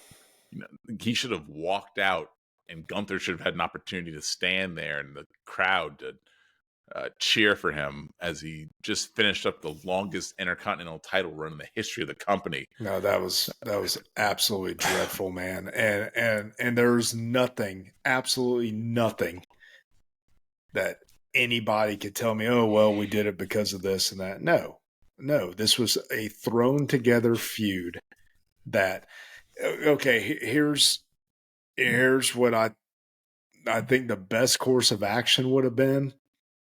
Instead of the 6-pack gauntlet to see who fought him, it should have been on, I know they had the ladder match tonight. It should have been a ladder match on the opposite night to justify, okay, there's going to be a bunch of mayhem and somebody's going to win. Somebody besides him is going to climb the ladder and get it. That is with something like this, I think that's exactly how it should have been, because dude, that was pathetic. That Yeah. is the most. I think that is the worst ending to a big match I can remember seeing. At least I and they. How do you book a guy to be that dominant for almost 2 years, and then in a thrown together feud? Just what, because of a few Rocky ripoff promos that's supposed to make everybody happy that Sami Zayn won. I mean, if I'm wondering when they heard the crowds chanting, because they claim they listen to the people. I'm wondering at that point if they're like, "Oh shit, But maybe the thing is this that thing is going to piss some people off." but it was so tone deaf at the end to give him his time. They clearly weren't listening to the crowd because they were. Sammy wins the title and then he stays there for 60 seconds, kisses his wife and kid, puts the title up in the air, and then walks off. That's what you do in a situation where the crowd is not happy with the situation, or if you know the crowd might not be happy with the situation. Don't let him bask in his moment. He shouldn't have a moment given everything surrounding this match.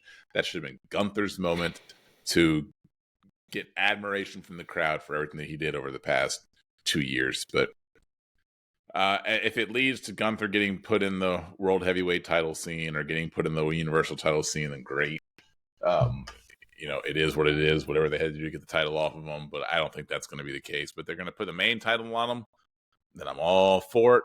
But I don't think that's going to happen anytime soon. So before you have an aneurysm, let's move on to the main event. Wait, let me ask you this. In the grand scheme of things, seeing how horrible that was, and I'm sorry, I know you already did your main event, yow, and I'll let you do it again. But now I get to do it again. Yes, indeed. I would have much rather, and I know I said it would have been crap to me regardless because of the nature of the thrown together feud, and I didn't want to cash in either, but I assumed I knew he was going to lose. Seeing how that went down, I would have been perfectly fine with Gunther winning after a hard fought match and then getting blasted in the head with the briefcase. And then the rest of Judgment Day handling Imperium, and that's continuity. They've had these interactions over the past month on Raw. Yeah. And just they've been teasing that. And then Priest wins. I would have much rather that than that garbage. I agree. Dude, that was horrible. That was awful. That was that. The only thing that would have made it worse is if RoboCop would have been out there. We got to move on because I'm scared. I'm scared for your health. Yeah, I'm doing this for you. Because you're only going to get more upset talking about the next match. So we have the main event. So first guy to come out. First of all, they put in a video package. Great. Don't even need to get into it. Great. So if I'm not even counting the video package, which was 5 minutes, this was 75 minutes. I thought to myself when it was like 9:45 after the Gunther match was over, I thought to myself, oh, okay, they're going to end at a reasonable hour. And then it was 11 o'clock and the match wasn't over yet. I'm like, what is going on? These are guys who aren't even all that skilled in the ring. Like they're good storytellers, but these aren't technicians. What are we doing with the match this long? This isn't Bret Hart versus Shawn Michaels. This isn't an Iron Man match. But it was an Iron Man match. It was over an hour of wrestling. It was 11 o'clock and Roman hadn't finished walking to the ring yet. And I'm going to start with that. So Cody came out first. His entrance was long. Seth came out second. His entrance was long. And then I thought to myself, man, that's when I knew that we were going to be in for a night because we're already 10 minutes in and only two guys have come to the ring. And it's not even the two guys who walk at a snail's pace to the ring. Then The Rock comes out, and don't get me wrong, his entrance was amazing. Oh, yeah. I don't want this to seem like I didn't enjoy what I'm talking about right now. I'm just saying that there are certain, as wrestling fans, and we experienced this when we went to WrestleMania 35, there's a burnout factor of WrestleMania weekend, especially as a fan. And now that it's 2 nights, we went to the very last one night WrestleMania. Yep. What time did we get on that train? Oh, it was super late, and It was like 1 o'clock, yeah. and maybe later. I can't hang like I used to be able to. I was tired. I'm tired tonight. I was fighting off the Sandman when it came to the main event. Not gonna lie. My kids, they were troopers. They made it to Gunther Sammy. They didn't get to watch the main event. They couldn't make it. My wife couldn't make it. I'm the only one who made it, and I was literally having to pump myself with iced tea to get caffeine in me to make it through the night, to make it through the final match. Um, there were probably even moments that I probably missed because my eyes might have been a little bit closed. They can't have 30 minutes of entrances. They just can't do it. Not when we've already, not when you have Stand and Deliver on Saturday too. You can't have two pay-per-views and expect us just to be able to last this long. And maybe I'm in the minority. Maybe the 18 to 35 that they really care about, maybe they were fine, but they were probably drunk, the 18 to 35, so they're probably uh, dozing off too. But man, those entrances were long. And again, they were great. That's not what I'm saying. I'm not saying they weren't good. It's just you can have fatigue. You can have too much. The Rock should have had a long entrance. Yes, The other three, Cody and Seth, they don't need long entrances. because you're going to see him tomorrow. Yeah, you're gonna see him tomorrow. And here's what I'm dreading the most.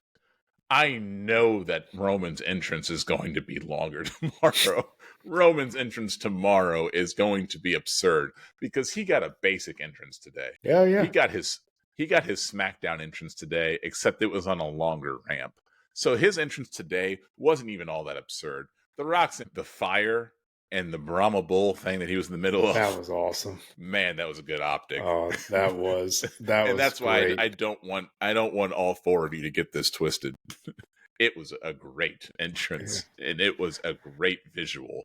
And he was wearing his stupid little vest again, a different vest this time, which looked great. He had some ridiculous pants on that I was like, is he going to wrestle in those? And I thought he was. I I'm was really like, glad that he oh didn't, no. because I don't know how flexible he is now, but in those pants, which just looked hilarious. I'm just glad that he had the tights. He's got the body for the tights, as long as he's still the body for it. Speaking of bodies, Roman Reigns has been doing something. I told you he was losing weight in the face. He had abs. I've never once looked at Roman Reigns' body and said, man, he looks good. But today I looked at his body and I said, man, he looks good. So I'm hoping again that he's not sick. I'm hoping that he's just been working out. I don't know, but he looked good in the ring today. You rarely see Roman fighting, so it's tough to gauge with him. He looked great in the ring. I just hope that it's that he wasn't on screen, but he was back there working out, getting his body right, because he looked chiseled today. And that's the first time in his career I've ever thought that he looked chiseled. He always had one of those Uso bodies where he doesn't have the muscle definition. It's the ground beef muscle tone. And he always used to wear the Shield vest, but whenever he took off the Shield vest, he never had the definition of like a Seth Rollins or obviously Dean Ambrose didn't have any definition, but he never had that definition in my opinion. But he looked good coming down to the ring. He had the belt around his waist, which he doesn't normally have the belt around. Well, he does sometimes, but when he took that belt off and he exposed those abs, gave the reveal, he looked good. He worked hard. He worked hard in his body, and I'm proud of him for that. And then Samantha Irvin, she does what she does best. Oh yeah. Announcing these idiots. She's so talented, so good. But that was like 5 more minutes. So now Sammy and Gunther ended at 9:45, and now we're talking it's 10, and we haven't seen a tie-up yet. We haven't seen any physical interaction. But what we did see was Mama Rhodes, and we saw Brandy Rhodes' dad next to her. And we'll get into that a little bit later. But one thing I will say is, and I made a note of this, The Rock said to Mama Rhodes while holding the belt, this is your son's blood on this belt, and your tears are next. And when he said that, that was one of the best lines I've ever heard in my entire life. There were things that were good about this match. There were things that brought me back. There were things I liked, but there were obviously things I didn't like. There were things that you didn't like. It wasn't all bad. No. Just like the Sammy and Gunther wasn't all bad. It just took a turn. It's just the took ending of Sammy and Gunther was the worst in the history of professional wrestling. That might be a little bit of hyperbole. I think that the Montreal Screwjob would like to have a word, but no. You'll forget this in 2 weeks. No, I won't. Yes, you will. No, I won't. No. Yes, you will. No. But what were your thoughts on this? What are your thoughts on this? It was too much, man. And it didn't have to be. It didn't have to be. And here's what they very easily, and it would have fit within the context of everything. Be like, hey, we'll do this match, but it's going to be just the four of us, but anything goes, but no outside interference, and then same stipulations. But if we win, absolutely anything goes tomorrow night, but if y'all win, it's just you and Roman. But they still could have had some stipulation where it made sense, all the stuff that was going on. It got too much with The Rock threatening to fire the referee if he counted, and then all that stuff. I mean, it very quickly got to the point, why didn't they just have this be no disqualification, no count out, or just something where, because there was no other outside interference. It was just them brawling outside the ring and like underhanded tactics. Just, that's fine, but just announce it ahead of time. Just the stuff with, especially with the ref. I mean, it's like, okay, now that it went that far, now you know there's going to be all sorts of shenanigans tomorrow to overcome that. Tomorrow is going to be absolutely insane from a booking standpoint. I don't know what they have in store for us. Stone Cold, The Rock, and all will be forgiven if The Rock does 3 backflips, goes over the ropes, and stumbles backwards and then flips backwards over the barricade, and Mama Rhodes beats him with a belt. And all that is going to happen. And then her tears drip down that belt. She cries on the belt and then whips him with it. Man, tomorrow is going to be crazy because, first of all, I told you that you don't have a stipulation of bloodline rules unless you get to use the bloodline rules. I told you who was going to win. I told you they had bloodline rules tonight. Well, they didn't, because yes, they did. Here's who's interfering tomorrow. We're getting Rikishi. We're getting Haku. We're getting we might even get Yokozuna. We're getting what, his hologram is going to come out there. Mr. Fuji comes out, starts throwing ashes at everybody, even though he's dead too. It's going to be insane tomorrow, and we're talking about overbooking this match. Whew, I don't even know what tomorrow is going to be like. If it's 75 minutes, I'm going to vomit, but it might be 90 minutes tomorrow. I don't. One of my buddies who I was texting to, he's into it. He thinks, and at this point, after this nonsense tonight and all that went down in a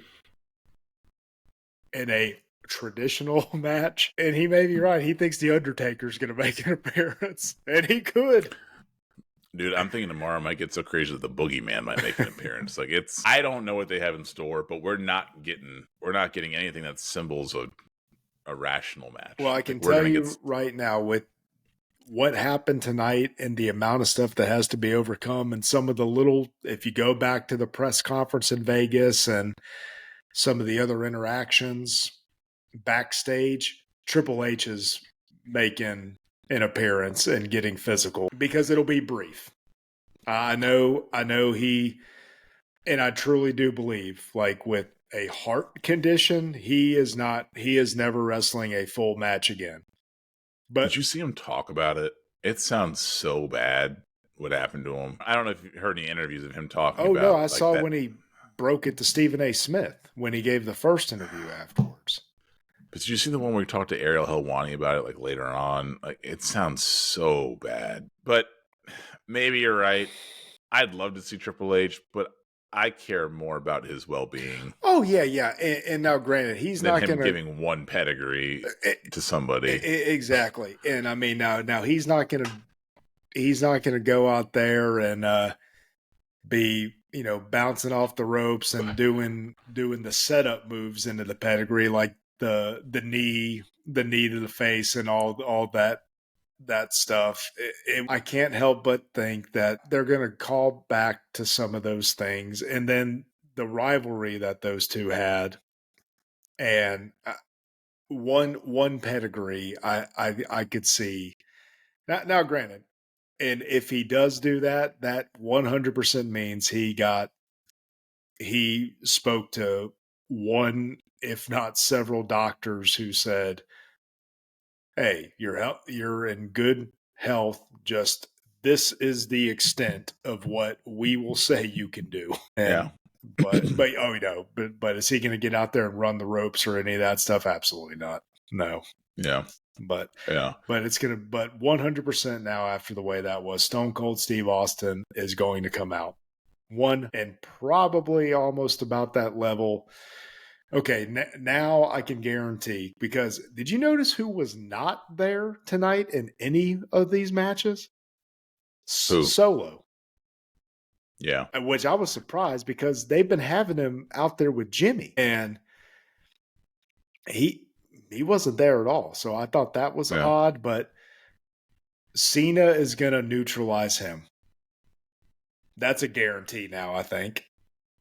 Well, the only person that Solo can beat, though, is Cena. That's the only person on the entire roster that he's capable of winning against. Oh, well, or by WWE logic, Gunther too. Hey, who cares, right? Yeah. Good things. It's always good to see a people's elbow. I mean, yes. A people's elbow won the match. If we're actually getting down to it, But I understand. I understand that it was a rock bottom followed by a people's elbow, and that there was 100 other things that happened before that, including going through tables and barricades and things like that. But a people's elbow won the match. And the last move that happens before a person gets pinned is the move that I say won the match, regardless of what happened before it. Because that's the last visual that you have before a person gets pinned. I have a problem with the people's elbow winning a match. So I guess you had a problem with it, as did I, that's the move that ended CM Punk's year and a half long title reign. Yes. Yeah. Oh, the people's yeah. elbow I is remember not that. The Rock's finishing move. It is not The Rock's finishing move. I will always have a problem. Just like I have a problem with somebody kicking out of a finisher, I have a problem with somebody not kicking out of a signature move. Oh, yeah. Two people that's simultaneously kick out of a pedigree. Yeah. In that match. And my other issue is, I had actually forgotten about that. Why the hell is the ref counting with two hands? Give me the logic. Even wrestling logic. That makes zero sense. And I've never seen that before that I can remember. Why is he counting with two hands? How many? This is. I think I've seen it before, but I can't remember when. But I feel was it in a tag match? This is a traditional tag match. There was nothing traditional about that tag match. Right, but from a rules perspective, this was supposed to have been a typical tag match. What are the rules of a typical tag match? How many legal men are there? 2. 1 from each team. If you're counting with two hands, you are implying that there are 4 legal men. Or at the very least, you're saying, I'm not good at my job. I don't know who the legal man is, so I'm going to count both, and we'll just see what happens after that. That made zero sense, and now I'm getting mad because I had forgotten about that. I think I repressed it, even though it just happened an hour ago, or 2 hours ago, or should I say 1 Rock entrance ago. I am still confused as to why he'd be counting with two hands. Can you give me like an actual plausible explanation as to why he would do that? No, but like we discussed, of course you can't. Earlier, I don't understand why Obafemi putting his hands on Dijak's throat when he was when Briggs' shoulders were still on the mat, why that broke up a 3 count. Yeah. I have no idea. It makes no sense. Now, the one thing I will say is I told you that there were moments where I was dozing in and out of consciousness, but it seemed like from the very beginning that rules didn't matter. From the very beginning, it just seemed like rules didn't matter. No, and did you see when it all started? When the Rock and Rollins, or Rock, I think it was Rock and Rollins at first, that first spilled out of the ring. The ref, I guess, started counting, and he's like, don't you effing count, which they tried to bleep out, but they were way off. Way late. Yeah. And don't you effing count. Beep. Like, what are we doing? He was like, I could fire you. He's like, and I will, or something. I think it was Chad Patton, like one of the longest tenured refs he's saying this to. And then it just spiraled from there. But then it was like, okay, if we're doing that and there's no rules, then why are you still being tagged in, and why are you still in the corner, and why are all these things happening? It made zero sense. And again, it didn't have to be that way. There could have been something like, hey, anything goes, just 2 conditions. It's just the 4 of us, no outside interference, and the match has to end inside the ring. In the ring. That's it. And then it justifies everything that happened, and can still use all those underhanded tactics and still get the same exact result, but with more of an explanation of why that happened. But some good points to it. It definitely transition. It's going to be a smooth transition into the ongoing thing with McIntyre and Rollins not keeping his focus on his title match, because he was definitely doing the whole injured knee thing, and that was more of the same throughout the match and then at the end and all that stuff. So he's still selling that spear through the barricade. He might still be on the floor of Lincoln Financial Field, because man, that some spear. Oh boy, that and like you said, how about Rock's sell of the Roman spear? It was the best sell I've ever seen of a spear. It was exactly what you'd expect from Prime Rock, because there's no better salesman, maybe Brock Lesnar, than The Rock. He goes over the top, and after he took that spear and he held his face like that for like an entire minute, and Roman Reigns just staring at him as The Rock is just looking up at the sky like that. But it didn't really cause any turmoil between the two of them. No. It's like they teased which was shocking. Like, they hugged at the end. It was like 5 minutes later, it didn't happen. Well, because, and going back to that logic thing, that was actually more plausible, because it was clear that somebody was shoved out of the way. But this is wrestling. No. That's never clear. No, but that's what I'm saying. That usually there have been plenty of other cases where it is obvious that something like that happened, and they're like, "Oh, you did this to me," and when they literally watch the guy get shoved out of the way, they'll watch the replay. And they'll be like, "No, that's not the way it happened. That video's a lie. Oh God, you did it on purpose." They're like my kids. They always say, "You did it on purpose." Like, no, they didn't. I didn't do it on purpose. But that was a great sell. I love that. Oh no, that was when Cody got hit, or who got hit? Someone got hit with that belt. Oh, that was at the end. Yeah, at the end, and it came out of nowhere. Oh, right when you thought that Cody was about to win, mm-hmm. and there was actually hope for them to win, because despite that there were a lot of things wrong with it, I didn't know who was going to win. I don't think.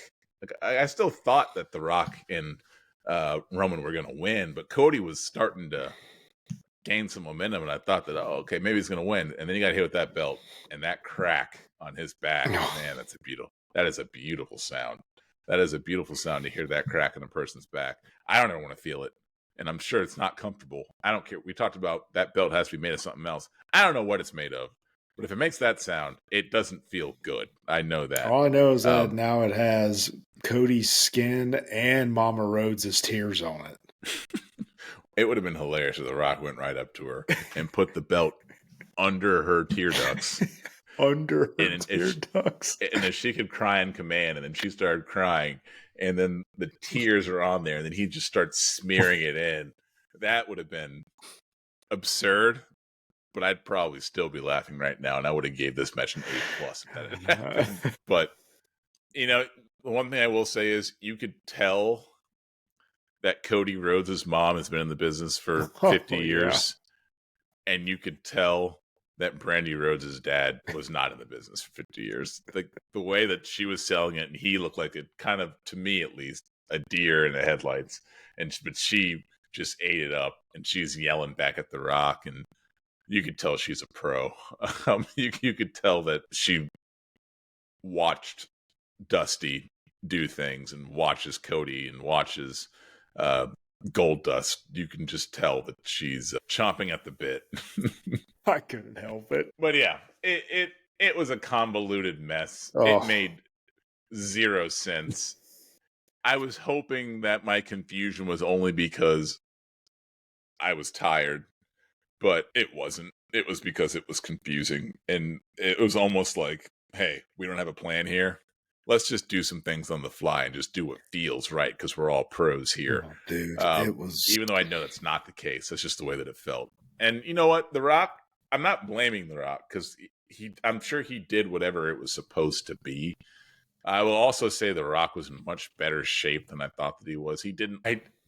in a million years, I would not have thought that he could go an hour.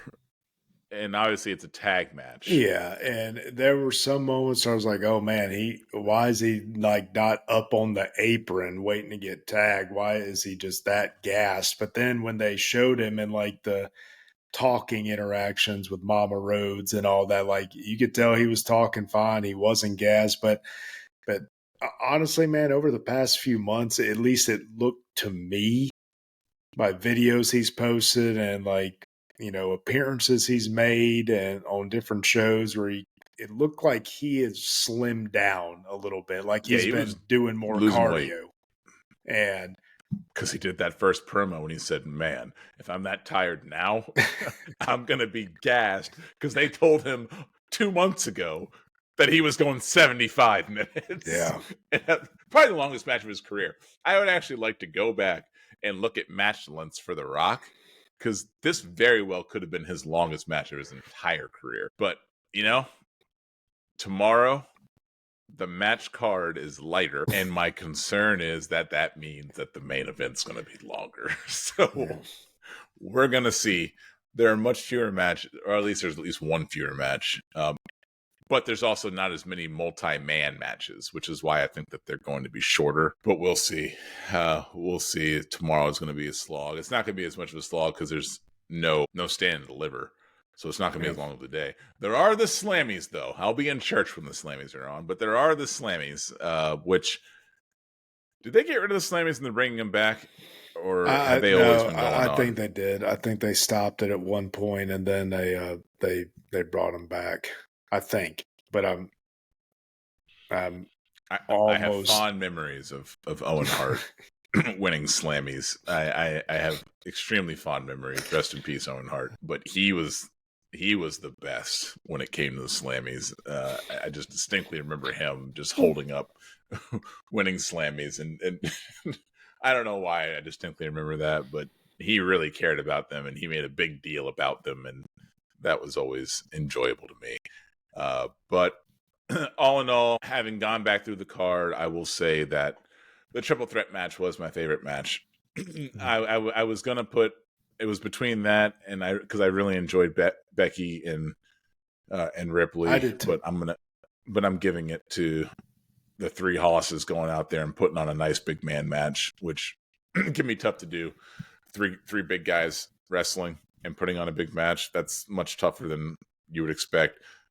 On the main roster, normally there's always one cruiserweight that goes, or not cruiserweight, but always one guy who's like a Seth Rollins, who's not big but can go, that goes along with the big guys to get a nice pace to the match. But to have three guys who are legitimately just behemoths and put on a match like that, good for them. Oh, yeah. They get my match of the night. They get the 10 squeezes. Yeah, no, I agree. Becky and Rhea, great way to open up the card. And on night one of Mania, that was my favorite match of night one. But overall, for the day, yeah, my favorite match was Dijak, Briggs, and Obafemi. And based on crowd reaction to the booing that Briggs got when when the pin was broken up after he hit the multiple feast your eyes and Briggs pulled the ref out, the crowd was legitimately upset that Dijak did not win, but they still cheered Femi, when he Femi's a specimen.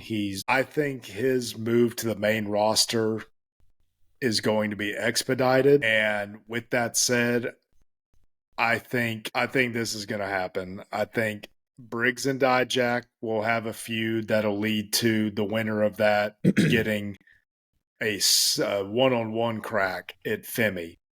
And then I believe that's going to be Dijak finally, because they were talking about, this is whatever number match Dijak's been in to try to win this title.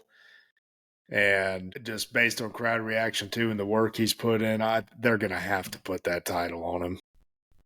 And I'm looking forward to when that does. So yeah, he's earned it.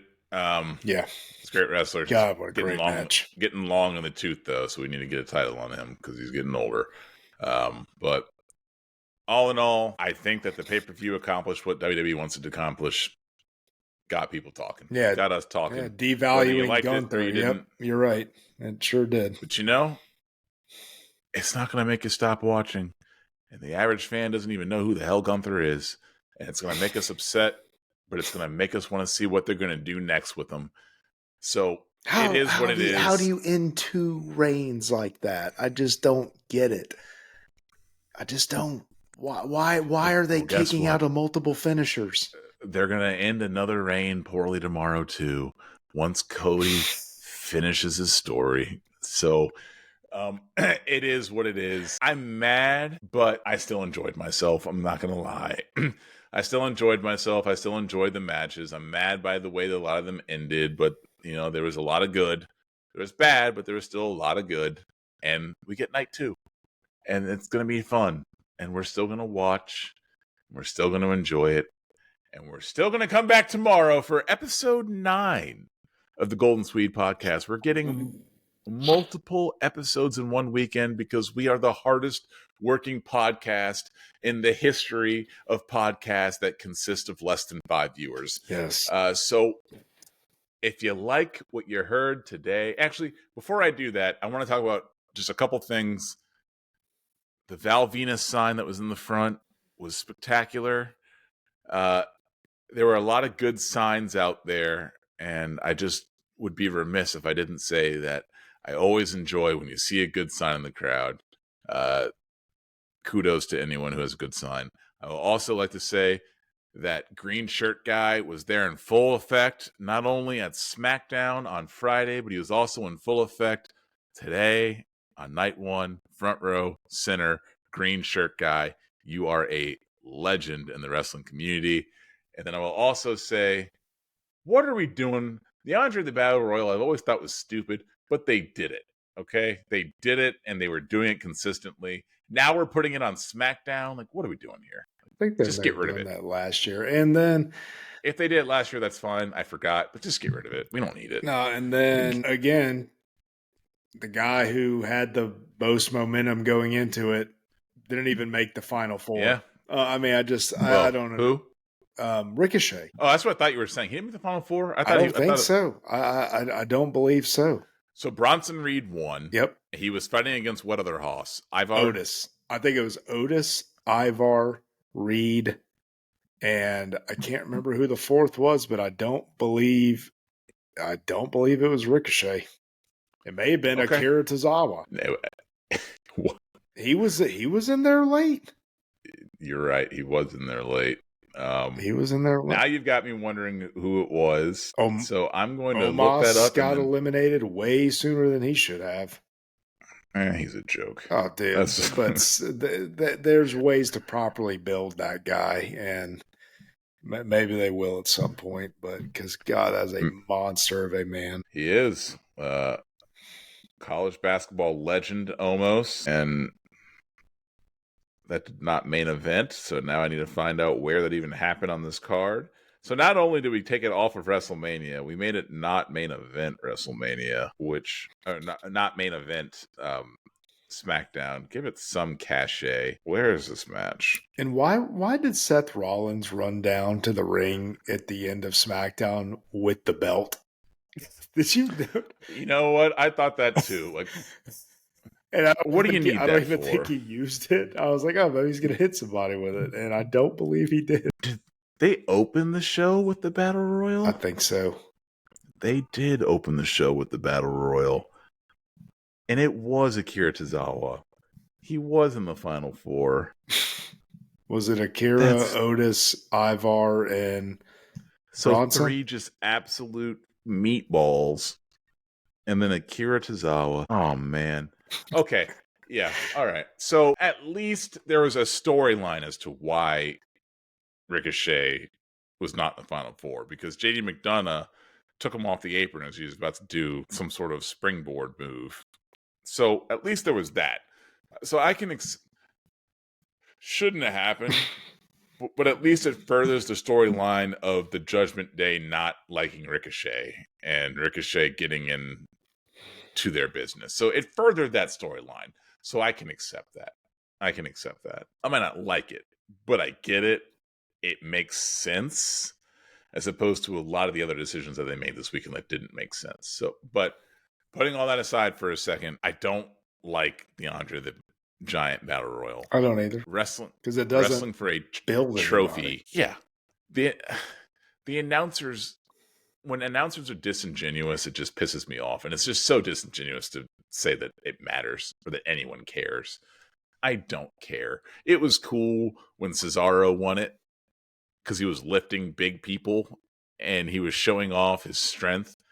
But outside of that, I don't remember who won this stupid thing for the most part. I barely remember that Bronson Reed won, and it was yesterday. So, I mean, it's... Speaking... I get rid of it. Yeah, I mean, unless it's going to get rid of it. Do something to build somebody up. Give it stakes. Winning a trophy is not stakes. Winning a trophy that was contrived and doesn't matter is not stakes. Give them a shot at the Intercontinental title. Yeah, something. You know, it doesn't need to be a Royal Rumble stakes. Give it a shot at a mid-card title. Oh, if you win, you get to challenge for the U.S. Championship, something like that. Then it would matter more. But right now, it doesn't matter. Get rid of it. Make it gone. Yeah. Speaking of announcers, I was loving the NXT broadcast when you had Shucky Ducky Vic Joseph there in the middle of Booker T and Wade Barrett, who were the heels, like doing their heel thing, announcing, and then Vic Joseph just at some points just be like, I don't even know what to say, and like, because whenever one of them would say something heely and ridiculous, the other one would agree with them, and he was just losing his mind, and it was fantastic. Yeah.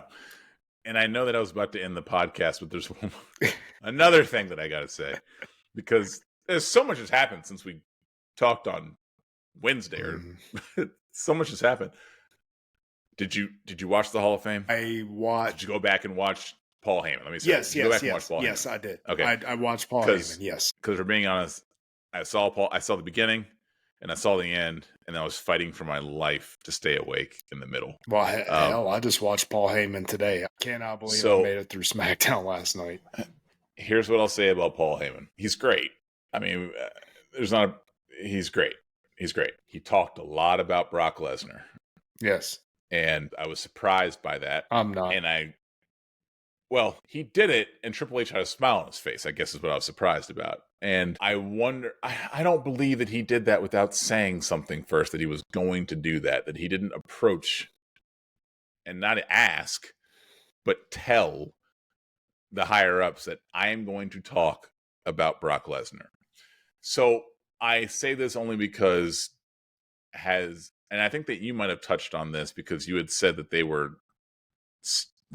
erased him out of the history and now they're penciling him back in. Yes. Is there something that happened that is causing them to do that we don't know about yet? The answer, I now agree with you. The answer to that has to be yes, because he talked about him too much for it not to be yes. And you cannot talk about Paul Heyman without talking about Brock Lesnar, in my humble opinion. Number one, they're best friends. And number two, Brock Lesnar played such a big part in revitalizing Paul Heyman's career. And without Brock Lesnar, there's no Roman Reigns. There's no wise man without Brock Lesnar, in my opinion. But I thought that Paul Heyman did a great job. He might have rambled on a little bit, but if you go back and watch it, they always do. But I mean, they always do. But their time to do that. Yeah. Go back and watch Thunderbolt Patterson, or whatever the hell that guy's name is, who I learned about yesterday, or not yesterday, but when he got inducted. That was a ramble of a century that you need to go back and watch. I'm just letting you know right now, if you want to see a good ramble, go back and watch this man who neither of us have ever heard of. Go back and watch.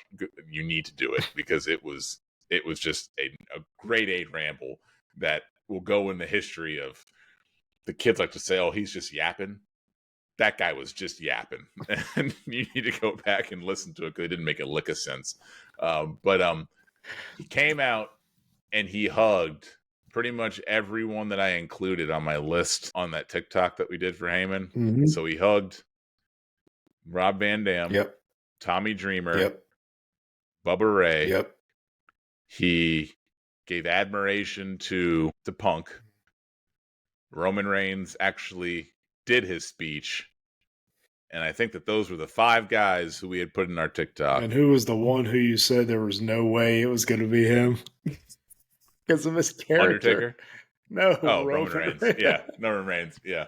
Yeah. Well, I didn't mention the Undertaker, and a lot of people had some things to say about that. Yeah. And he never mentioned the Undertaker by name. He mentioned Big Mark. Yep. So he mentioned the Undertaker, but not in the vein of being the Undertaker. He mentioned Big Mark. Right. I don't think he used the words Undertaker, which I think that most people, when they were talking about it, that's what they meant, which is fine. But they called him the Undertaker. Call him Big Mark Calloway. Well, no, whatever. I think he said that because that's what he went by when he managed him. And I get that. But when people were saying it could be the Undertaker, it didn't compute to me, because when they had a relationship, it wasn't the Undertaker, I guess, which is why I wasn't understanding why would the Undertaker I got you. do it. Mark Calloway could do it. And until he spoke on Friday, I actually didn't understand what the comments in the TikTok were talking about, because I guess I'm that stupid. I just wasn't thinking, why would the Undertaker do this? Like, to me, Mark Calloway could do it, but the Undertaker and Mark Calloway, to me, are 2 different people. So that's why it was tough for me to understand. Undertaker would make no sense doing it. Mark Calloway, that would make some sense. So I thought that he gave a good speech. It's always good to see. I always like to see everybody as themselves, as opposed to being their characters. Right. And you never know with Paul Heyman if he's in character, he's himself. But like seeing guys, like seeing Triple H and everyone calling him Paul Levesque, I didn't like it when the fans were chanting Paul Levesque. That actually made me cringe and made me sick to my stomach to hear that, because they don't know Paul Levesque. Yes, they do. You know Triple H. Yes, they do, no, Josh. They yes, know they Triple do. H. They do in their heart. That really bothered me, hearing them chanting Paul Levesque, Paul Levesque. No, you chant Triple H. Paul Heyman can say Paul Levesque. Stephanie McMahon can say Paul Levesque, but you fans, you say Triple H. Okay, he's not Paul Levesque to you. That's just disrespectful to me. And again, that's my punching the clouds again, and that's me telling them to get off my lawn because maybe that's acceptable. But that made me sick to my stomach listening to the fans chanting Paul Levesque. It made me want to break my own TV. But it was good to see Paul Heyman's kids seemed a lot younger than I thought they would be. They seemed under 18, or they just looked really young. Maybe they weren't. His son seemed like a 17-year-old high schooler to me. Maybe his daughter was older. How old do you think they were? In their 20s, at least. All these kids look young to me these days. So I don't know. I thought that he was. I didn't think he could legally drink. But maybe. Okay, if you're telling me yes, maybe. But it was good to see CM Punk looking like he was enjoying himself there, and it was good to see. It's always good to see Charlotte, and I mean that in the most pervy way possible. Always good to see Charlotte. She looked healthy. A lot of people don't like Charlotte. I love Charlotte. I absolutely love Charlotte, and I want her back. And I think that she is one of the biggest assets to the main roster, and I cannot wait. Watching all these training videos of her getting healthy again, people don't realize the women's division is going to be 100 times better when Charlotte is healthy. It's just, she's super talented. Now, I can understand why people don't like her because they book her like Hulk Hogan, and I get that, but we got 2 belts now. You can book one with Hulk Hogan, let the other one be the Workers' Championship belt. But I don't know. Good to see everybody there. Good to see not enough people acknowledge Roman Reigns. I wanted more people in the main roster to acknowledge him, even though that didn't happen. I understand why it didn't happen, but I would have liked for like the New Day to put up a 1 or something. I don't know, but it would have been nice. Or like El Idolo to put up a 1. Like, come on. Some of these people who aren't involved in the storyline, you can acknowledge your tribal chief. He's supposed to be, yes, everyone back there should be acknowledging him, unless their names are Cody, Seth, Drew. That might be it. Everyone else should be acknowledging him. But that's enough about the Hall of Fame from me. Anything you want to say about what you saw? I mean, all I saw was Paul Heyman, and I thought it was good. I enjoyed it. And so I wish he had his ponytail in that hat. When he pulled that hat out and there was no ponytail in it, I got kind of angry. I was like, what are we doing here? I liked how he had the phone. Yeah. But he had a ponytail back then. Get that ponytail coming out. Yeah. But all in all, I'm fine with how it's gone on. A little bit underwhelmed by the main card, but that's why we have 2 days now. So they got a second day to make me forget about the end of the first. Nothing will make me forget about how they disrespected Gunther. Nothing. Gunther coming out there and it not being Stone Cold and it not being John Cena, but it being Gunther. No. That helps that helps Cody finish his story, and then he immediately gets thrust into a storyline with Cody Rhodes. Wait a second. Who's that?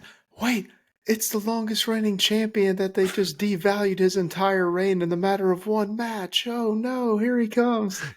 He's stolen the briefcase from Damian Priest, and now he's cashing in on Cody Rhodes, who just won the title, and Gunther's our new champion. Okay. It's Gunther. It was always going to be Gunther. Okay, I could maybe get behind that one. That's what's happening tomorrow. Oh, one more thing. And we it's posted, I think, on our TikTok. Y'all got to watch that interview with JBL. No, it's posted on our Instagram. Okay. So go and check our Instagram because for whatever reason, TikTok said this is a stupid video. We're not going to let any views get there. So there might have been some. I don't want to get into why I think that might have happened because if one of our 4 viewers just happens to be the owner of Peacock, I don't want them investigating anything. So I'm not going to get into why I think that it might not have been getting views, but it wasn't getting views. So I took it down because I didn't want to get in trouble. So go on our Instagram, check out the video. JBL gives the most hilarious interview in the history of WWE interviews. It was some of the best heel work you will ever see. And I mean that. That is not hyperbole. It's the best heel work. It's the most disingenuous babble that you will ever hear from a heel announcer. He compared Dirty Dom to Gandhi, talking about You the would have thought, hardships he faced from being in prison to being with a deadbeat dad. yeah. I mean, you only go to jail having a father like Dom, like Rey Mysterio. You don't go to jail without you don't have role models. You don't have anyone to look at. That's why you go to jail. That's how you get the nickname Dirty Dom, because of the way that he was treated and the adversity he had to overcome with a father like Rey Mysterio. Go and listen. Yes, it's amazing. It's gold. Yes, it is. But before you go and listen, do not forget to hit that bell icon, like and subscribe, turn notifications on, and we will see you tomorrow for another edition of the Golden Squeeze podcast. Good night.